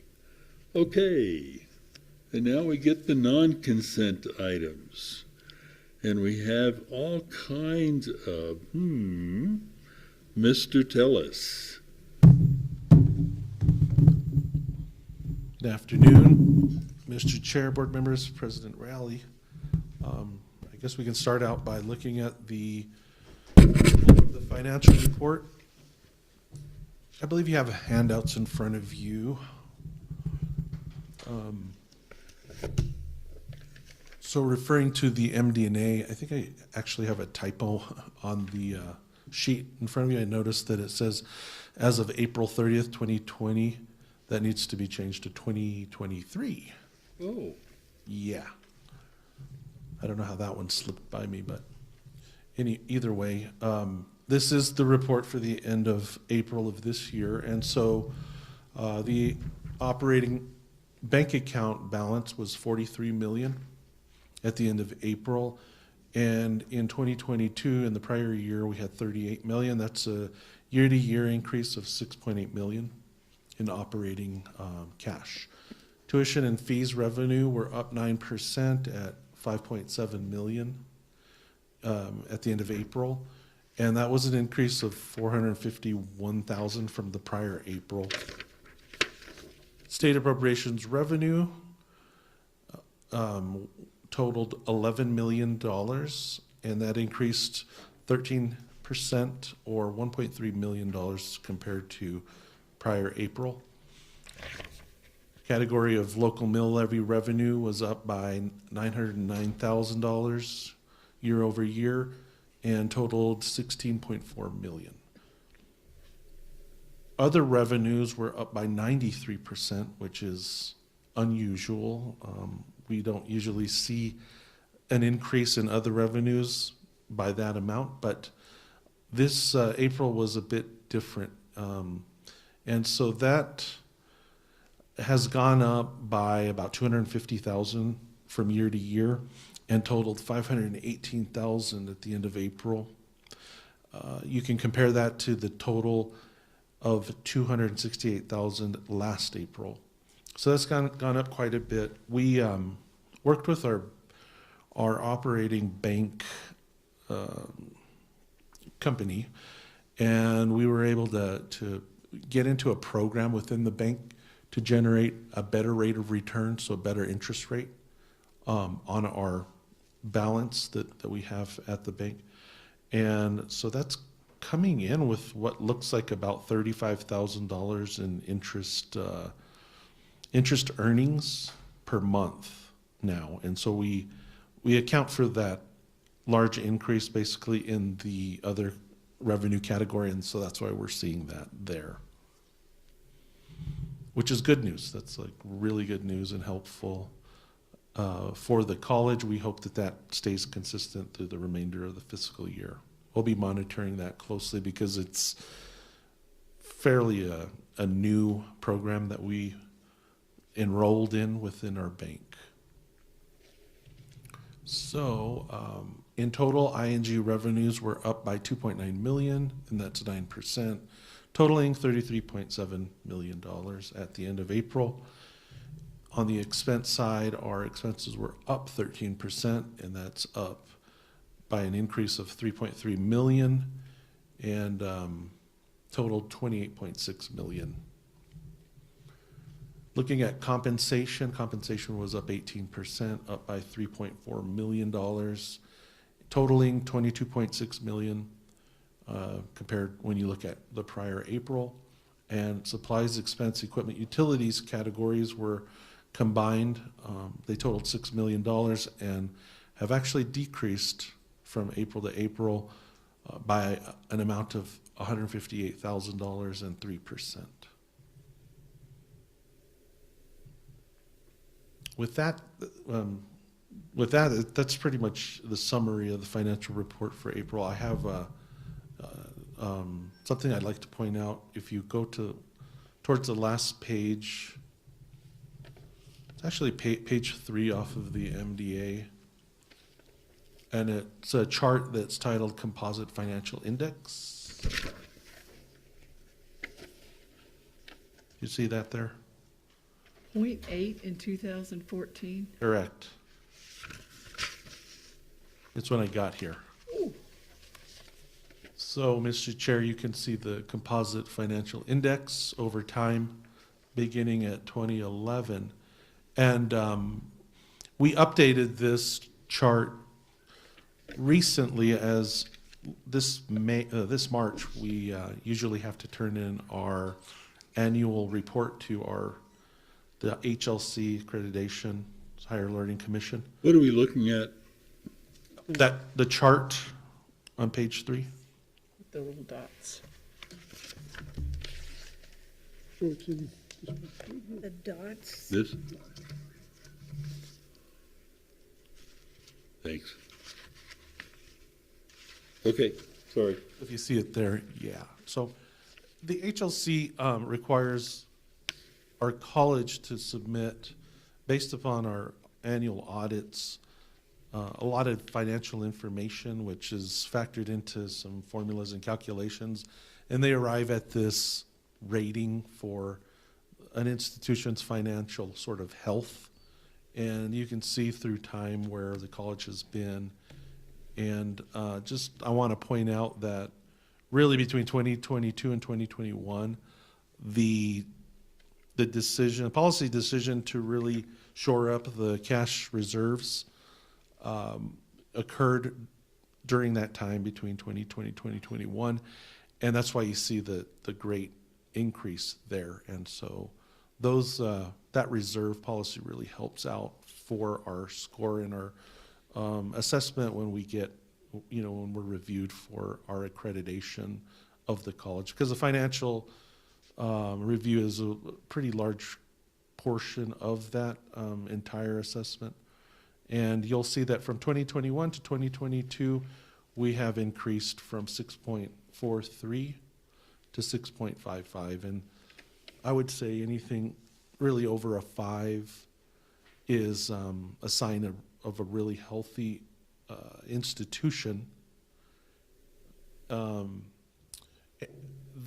level, so like at a 1, in fact, when we way back when we were under a score of 1, that signals to the HLC that there's some issues there, and we did receive a communication from them at that time that just kind of sent notice to us that this is a concern, and so they, I think, wanted to know what we were doing about it. And It so was much more than that. yeah. And So are cash reserves a major element in this calculation of this index? yes, absolutely. Yeah. Absolutely. But it does factor in the college's debt, like outstanding debt and things like that, and how we're paying off the debt and how much money we have in place to service that debt. All of that, it's all factored in. It's a very complicated calculation, and it's pretty amazing they can boil it down to one number, but yeah. So we're in really good shape. Some of the stronger institutions, I think I saw, I'm just going to tell you because I think I saw Harvard's score, and they were up at a 10.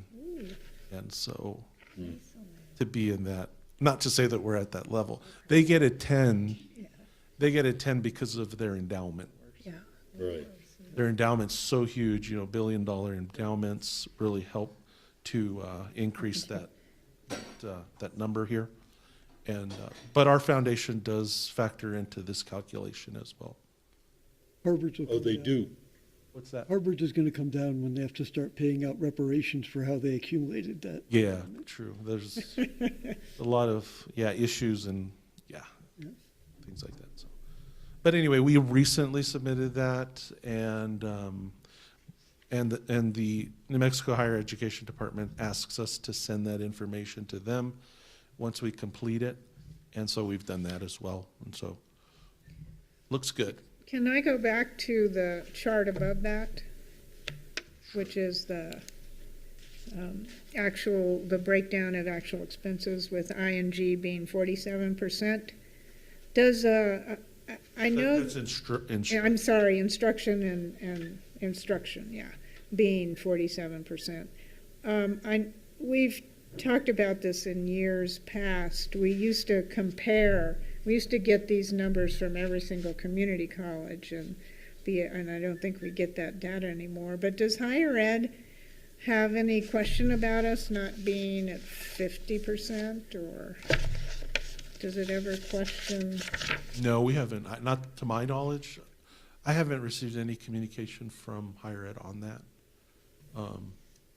No, and Mr. Chair, Member Siegel, I would add too that when you factor in, because really academic support and student services those are all really part of ING, and it's the the plant operations and all that's not calculated in that. So even when they look at our funding formula and they attempt to put a number in there for wraparound services or student services or something like that, and it's some kind of percentage formula or whatever, that's all still considered part of that. Mm-hmm. But we could, if you are interested in the comparative data with other colleges, we could. Once in a while they ask for it during a session, but it's not a standard thing. Yeah. We have Correct. to report. Yeah, they haven't asked for it in a while. And we can get the sort of the end of year report of actual numbers from the other schools, if you'd like to see that. How often would you like to see? Don't do any, don't go. Do all the colleges calculate it the same way? Or that would be my concern, is we could get data from other colleges and it's apples and oranges the way they. Well, everybody who's using Workday calculates it this way. Correct.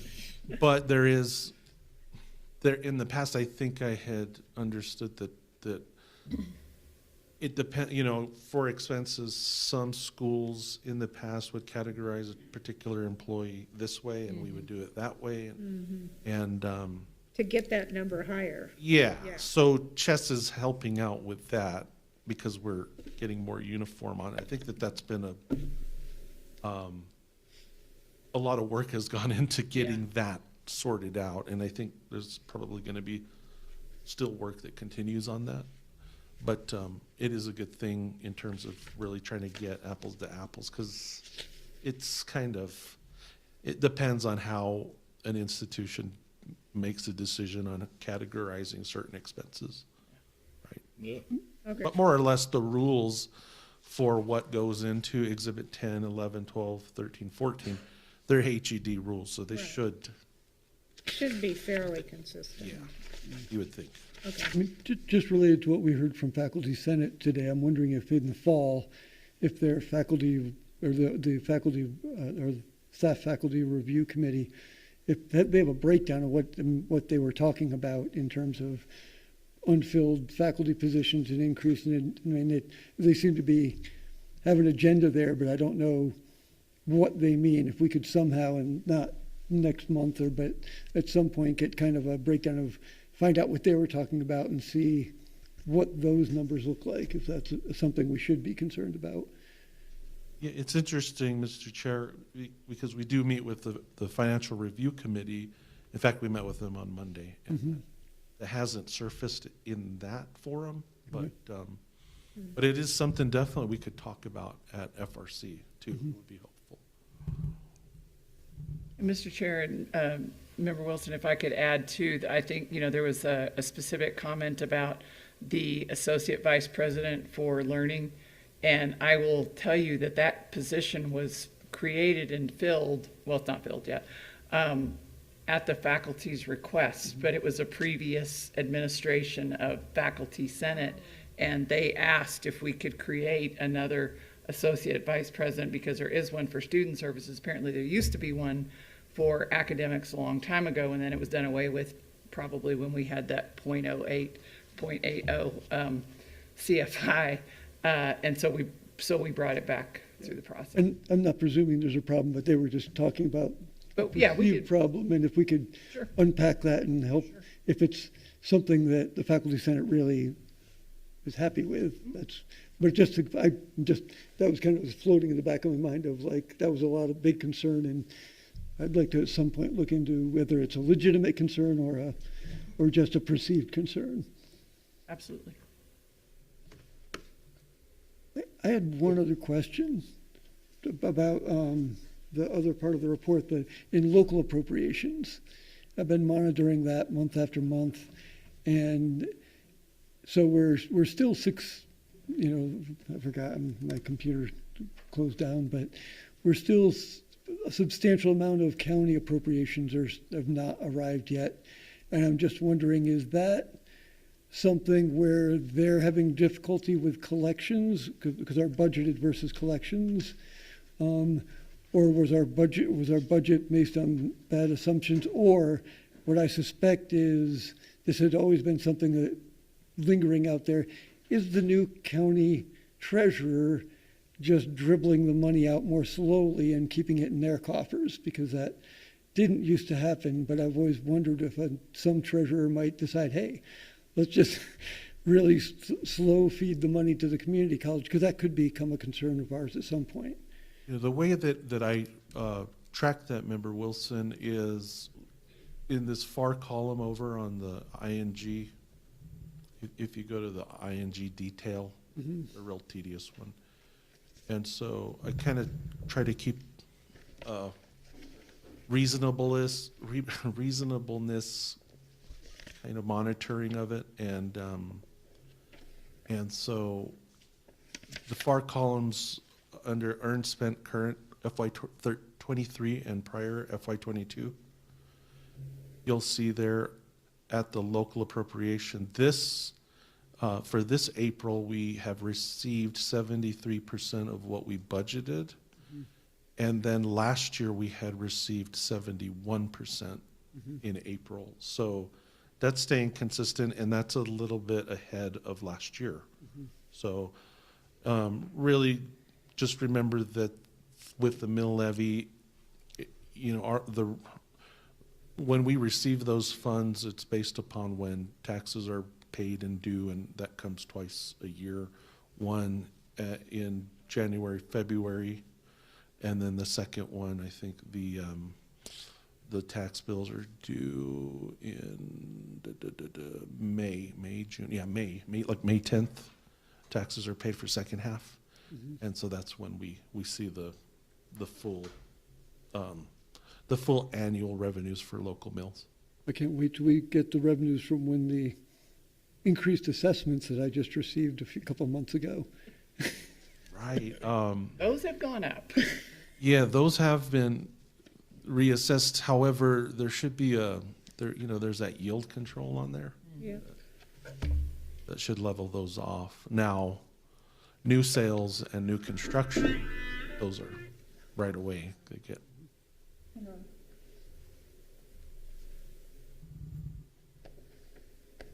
But everything looks on track in terms of the April report. Things look good, and I'm actually really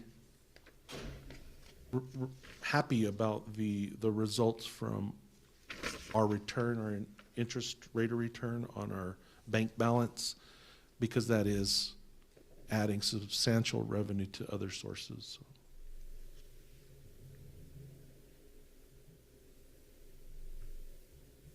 With that, that's all I have, Mr. Chair. If you have any other questions, we do need to approve this item. Any other questions, comments?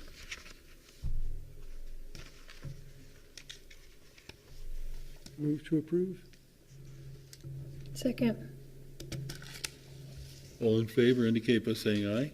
Aye. Aye.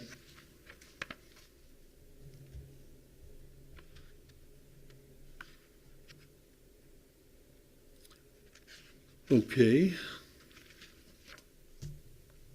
Approval of Student Hub. Yes, so Mr. Chairman, board members, and President Rowley, we have a request for the approval of Student Hub project, 100, 200, 300s. And did you want to hand that out to Audrey? We had one sheet that didn't come in. Thank you.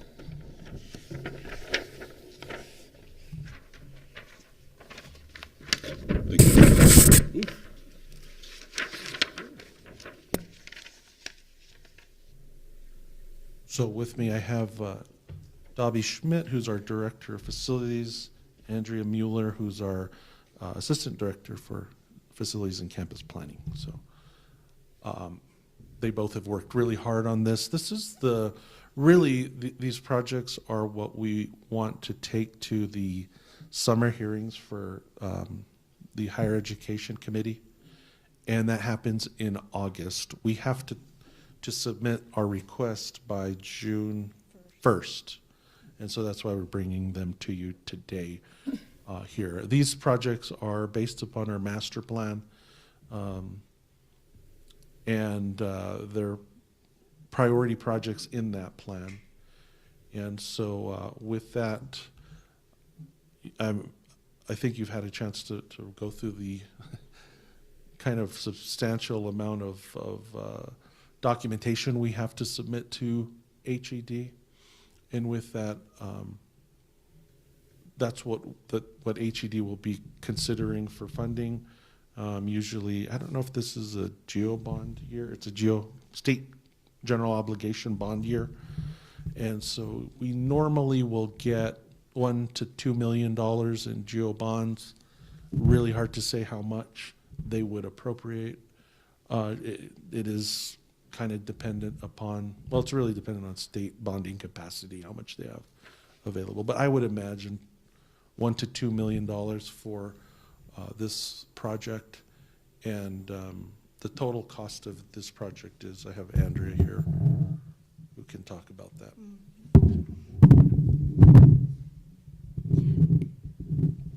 Thank you. Good afternoon, Chair Gamble, President Rowley, members of the board. So yeah, we actually have 3 projects, priority projects that we're submitting to HED for the summer hearings. I believe the summer hearings are in August this year. And they're basically based, as Nick said, on our master plan and community input, and as well as our local bond advisory committee. They fall in line with our 5-year plan that we submit to HED every year, along with these documents. So they're all consistent with what we plan for the next 5 years. That doesn't mean our priorities can't change and we can't update that plan as we move forward every year. So we always review and reconsider as we look at capital projects for the campus. For these 3 projects, we looked really closely at what would most impact students. And so the student hub was really on the top of our list.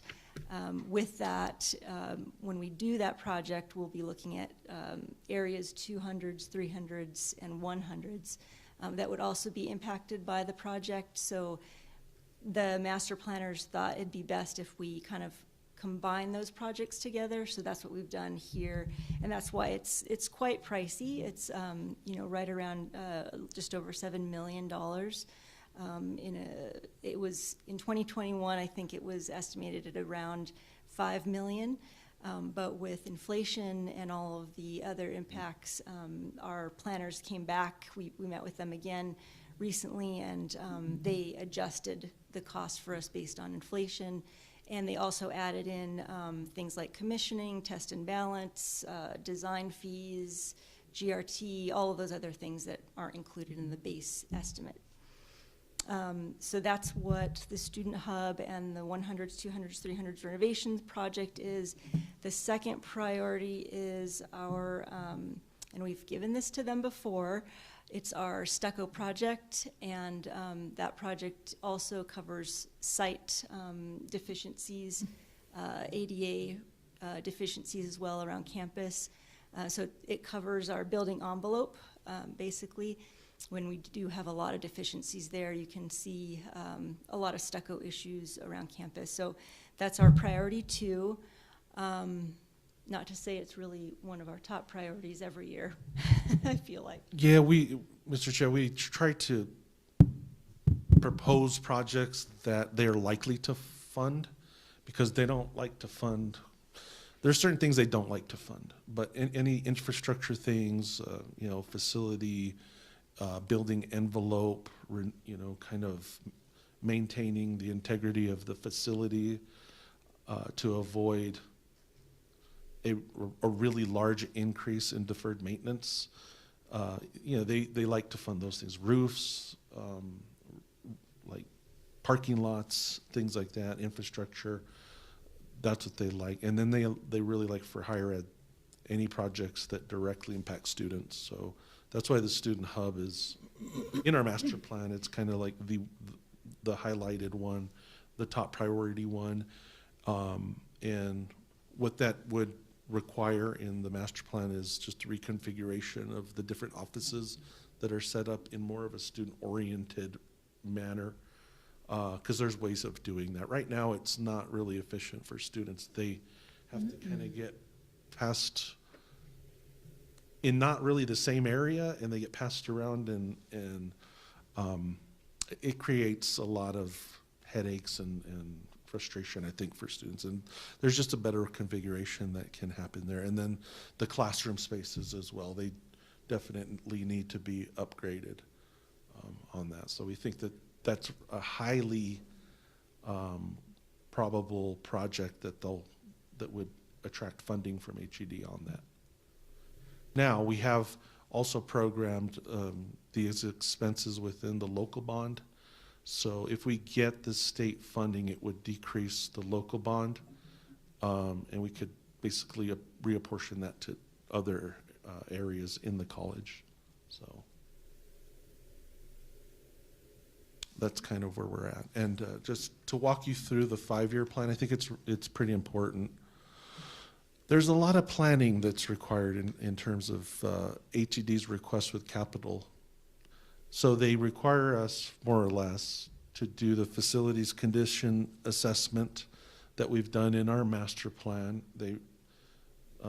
You pretty much have to have a master plan to ask them for any kind of funding. And so, that's the real primary source document is the college's long-term facility and campus plan. We have to formulate some of that information into the way that HED likes to see it in this spreadsheet, the blue one that you have here. And we do our best to try to give a good picture of what our 5-year plan might look like. And as Andrea mentioned, we can revise this plan, annually. It's not a problem. But HED wants to just understand what we are thinking in terms of the next 5 years. And so reading off of this schedule here, we're saying that our priority 1 is the student hub and 100, 200, 300 renovation project. And that is estimated total cost of 7.6, so 7,634,959.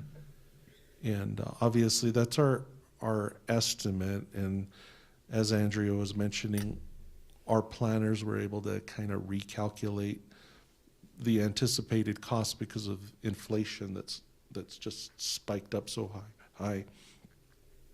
So we would just be requesting 5.7 million from the state. Highly unlikely to get it, but we have to tell them what the entire cost of the project would be. And again, we would imagine that we would get right around $2 million or so. At least that's what's happened in the past. And the college would match off of that 2 million, about 25% of that. And then so the second project is the main building exterior stucco ADA. HED asks for a priority 1 project, priority 2, but you only get funded for 1 really. But they require you to submit 2, so that's why we've placed that one in there. And then the emergency management life safety project is also really tied as a top priority, but we're getting most of that funding from the local bond that we're going to be taking to the voters in November. So, that's why we're not asking HED for that funding. Is that a 2024 project? Or It's kind of already started. Oh, got it. Is it what's happening? I don't know. Yes. Is this part of the closures that are happening that we were talking about earlier? Or no? In some ways, it's related. Okay. So we do have state funding. I think there's over 5 different state funding sources for emergency management. And so the security camera project, which is what you're seeing going on, is part of some of that state funding. The rest of it is actually for our fire alarm systems and fire suppression. And that project is currently in design. So we're kind of right at that stage, we'll be able to get a really good estimate of what those costs are. But in the past, we have asked for emergency management funding from the state, and they've given it to us, but in fairly small increments. So that's why we've got about 4 different funding sources from the state, and they're fairly small. And so right now, currently, we're funded from the state for about close to $2 million. But this project's going to require probably closer to $5 million. And so we're just now getting those estimates back. But yeah, there's a little bit of a correlation there. Thank you.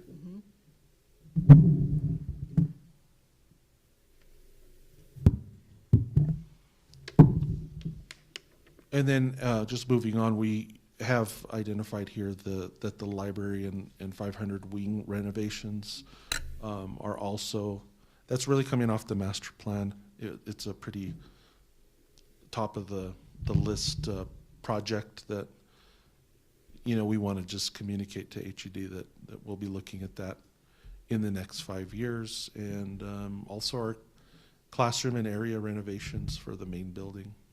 That was our 4th one. However, we're trying to manage a large building all at the same time. And so the top priority is the 200 and 300 classrooms.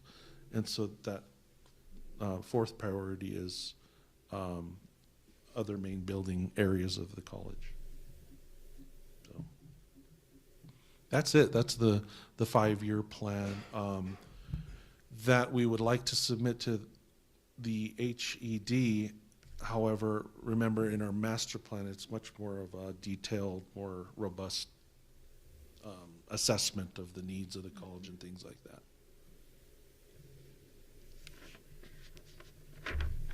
And just to highlight these renovations, they were, you know, through a pretty lengthy process. We went through with our facilities condition assessment and facilities condition index, which you all got to see in the master plan. And so a lot of the spaces that we're looking at renovating are original to the campus. Some of them still have original carpet, which is amazing. Oh my God. So that's why, you know, we're at this stage where we really need to start looking at renovating some of these spaces, because a lot of the finishes and things are original to the campus. Yeah, and just to give it some context, the outstanding deferred maintenance for the whole college, Andrea and I were talking about it yesterday, is a bit over $46 million for the entire college. So we have to address that deferred maintenance, $46 million, at particular times, because it's just impossible to do it all at once. There's just, you know, highly unlikely we'd ever get the money, and I don't even know how smart it would be to do everything at once, because then it all goes out at the same time down the road. So, but yeah, we're trying to address $46 million in deferred maintenance needs with these different funding sources, one from the state, HED committee, and then local bond funds. That's like, I don't know, 15 years ago. I'm wondering, as we're redoing the 200 and 300, is there a way to redo the numbering so that the 300 isn't below the 200? That always confuses people. Oh. Go ahead, let's see. One of the things that we want to really highlight is wayfinding. And we talked about, yeah, That's a President great Rowley talked idea. about that in the last board meeting, but that's part of this, is we want to really figure out a way to provide better wayfinding throughout campus. Because it's just very hard to navigate, and I'm sure, as you know, you get a lot of students coming to you asking where I go. So if they had better wayfinding, there would be less questions and less frustration. So I'd like to use some of the funding from this project to help with wayfinding, and from the local bond, hopefully we can do that. Yeah. Yeah, we're planning a substantial project with local bond funding if we receive it. Because that wayfinding issue was, again, it was the top of the list priority of, you know, it would be really, really impactful for the college if we could organize this and have it make sense and, you know, really address, there's really interesting ways that architects look at egress through campuses and the best kind of paths and things like that. So they've done a really good job in our master plan on identifying those things. And so we look forward to it because it's absolutely needed. It's confusing, yes. Yeah. It gives them two other questions. One is, can we bring back the fountain in the lower area down there? Or is that?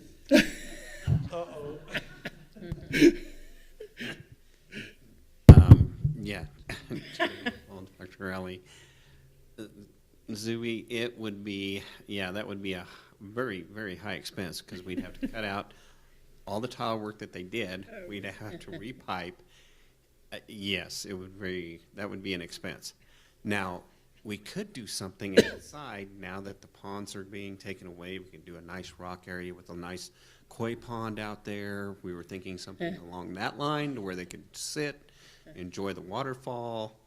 So maybe something out there, but indoors, would that be tough? So. The only other question was, it looks like we have master plan revisions and upgrades for every wing except the 700 wing. No, 700 is in there as well, just not in the 5-year plan, but it is included in the master plan. Yes, it's also older. It's not as old as the original building, but it's in need as well. Okay.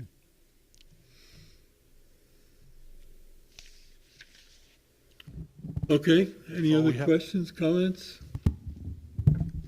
Interests? What else do we build?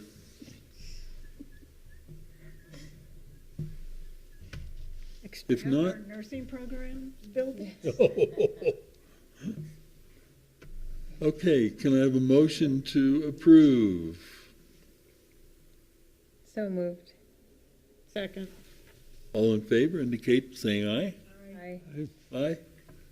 Okay. And now we get a Thank you all. Thank you. EMSI awning construction contract.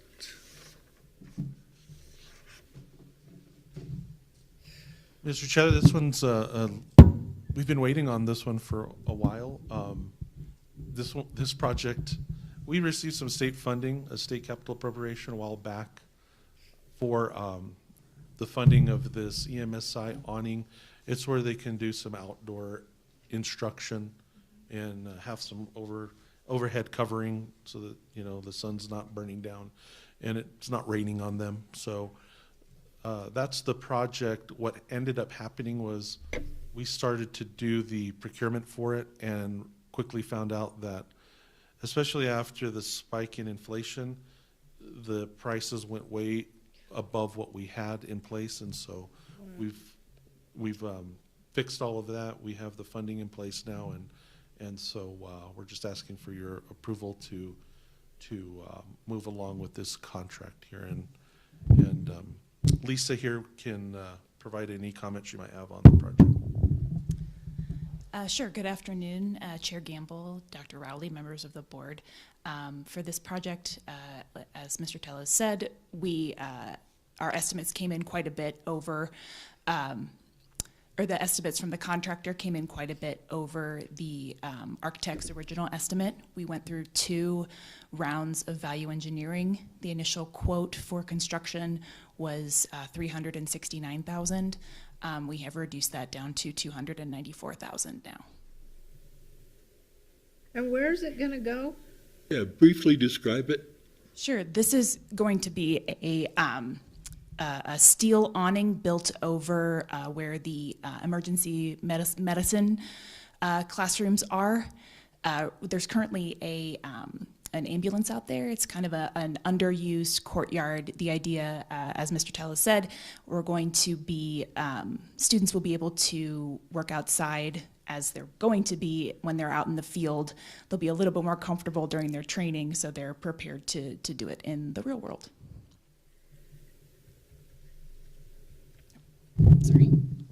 If I could elaborate a little bit, they're actually using that now. They have the ambulance out there, and they also have a trailer with the equipment, and they basically come from the inside of the classroom, going out. They load patients, they simulate everything just as it was an ambulance run. Now, in bad weather, they can't do that. I mean, because there's snow out there, if it's raining, they can't utilize that space. But like I said, they do use it quite a bit, right, and, throughout the year, because it is, like I said, there is an actual ambulance there. It's total simulation of just like what would go on if they go on a call. So. Comments, questions? The words value engineering send shudders up my spine because that sounds like deferred maintenance. So I'm just wondering, is there any highlights of what we value engineered out? Yes, the majority of this value engineering was based on choosing slightly less expensive materials. The architects originally spec'd out Core 10 steel, and we had the construction contractor work with Recla Metals out of Durango, Colorado.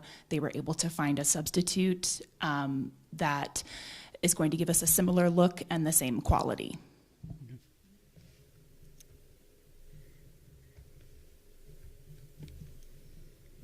Okay.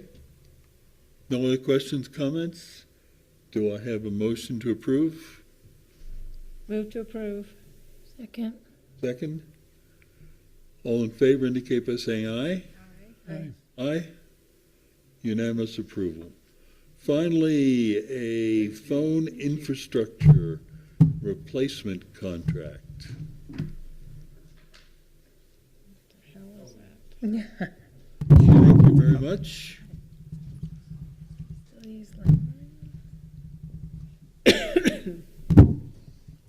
Mr. Chair, members of the committee and President Rowley, you have Carrie Thompson here with OIT, John Apodaca with our procurement office, and I'll let Carrie talk about it because I think thank you. it's a big project. It really is a big project. I mean, it just sounds like phone replacement, but it's not, and you're better at it than I am. So, thank you, Chair Gamble, members of the board, Dr. Rowley. I think many of you know that we're working with some archaic phone technology at this point. So we have spent a good amount of time researching our options, deciding what is best for the school, especially after coming out of a remote work environment. And so we are proposing that we move to a cloud-based phone solution. This will include all of our infrastructure within the campus, including the call centers, so the OIT call center, the Welcome and Advising call center. We have as well continuing education using that. And it'll help us also pivot to like an omni-channel sort of experience where we can then support SMS communication, web chat communication, those sorts of ways that students like to communicate these days. And that will all be with the same vendor. So I think that's kind of a highlight of the project. Thank you. And I neglected to introduce Corey. She's with us on the camera, the video camera. And so if you have any thoughts, Corey, go ahead, right ahead. Chair Gamble, members of the board, President Rowley, thank you for the time today. I'll just express that, there was a lot of frustration through the pandemic with the way in which our phone system functioned. We also have some legal requirements that we need to meet, and we're not able to do that without completing some kind of an upgrade. And so, after doing some basic investigation, we decided that going out and doing an RFP for something that would integrate within the systems that we're already using will be beneficial to all the staff and faculty and our customers as well. So, thank you. So what's our total cost?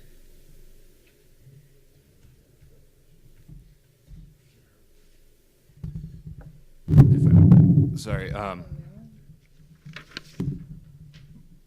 Board Member Siegel. So this is going to be moving to a cloud hosted subscription. We have a hardware cost upfront, which will replace all of the existing desktop phones, courtesy phones, some headsets. The only other piece of hardware that we need on campus is what's called an analog ATA device for the few analog devices that we are required to retain for a period of time. And that is hardware total of $107,000. I wanted to make sure I was looking at the right page. Okay, yes. And then labor and professional services for the project implementation are just above $53,000. Our subscription cost, and this is an estimate because, and it's all estimated off of our current licensing as well as our team's user utilization, is $130,000 per year. And there's a small sum for training, about $8,000. But in the first year, I'd say almost $300,000 in year one. You see that? And that includes all the Yes, implementation and equipment. hardware. Yeah, Yes. yeah, okay. And then 103 annually, 130. 130 annually, okay. What do we pay now annually?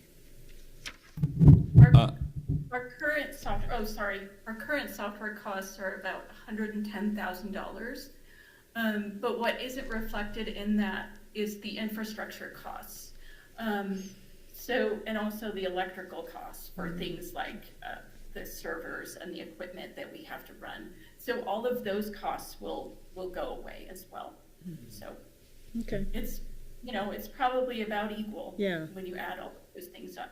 looks like it, okay.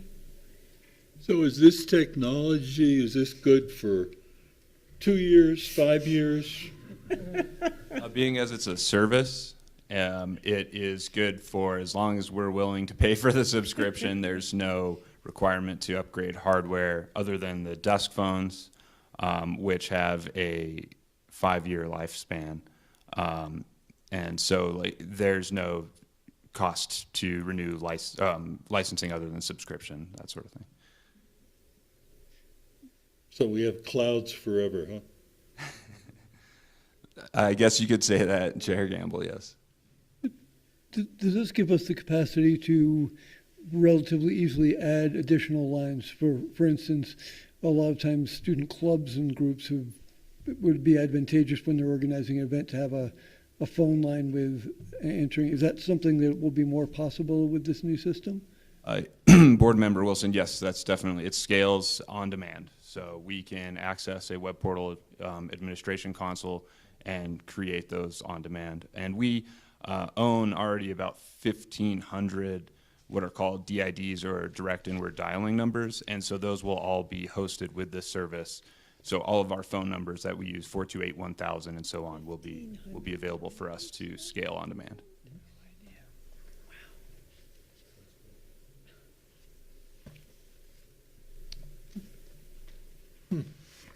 Okay. Other questions?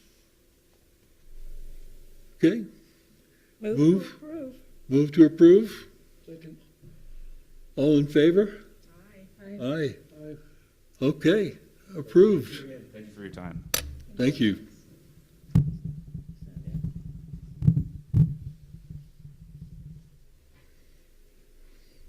Oh, that's all. Boy, we spend money easily, don't we? We sure do. Okay, information items, none.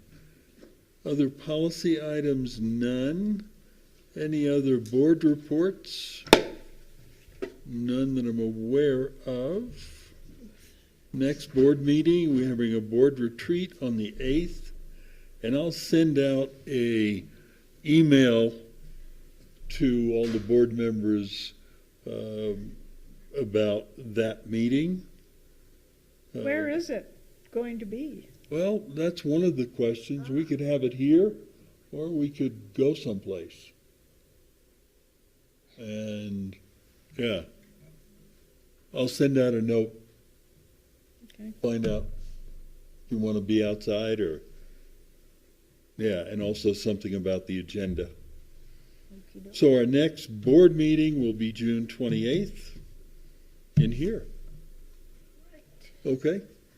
Any other comments or questions to raise at this point? Now that we've spent all this money? Or at least approved spending it? Yes. Okay? Move to adjourn? So moved. Second. All in favor? Aye. We are adjourned. Thank you. Thank you.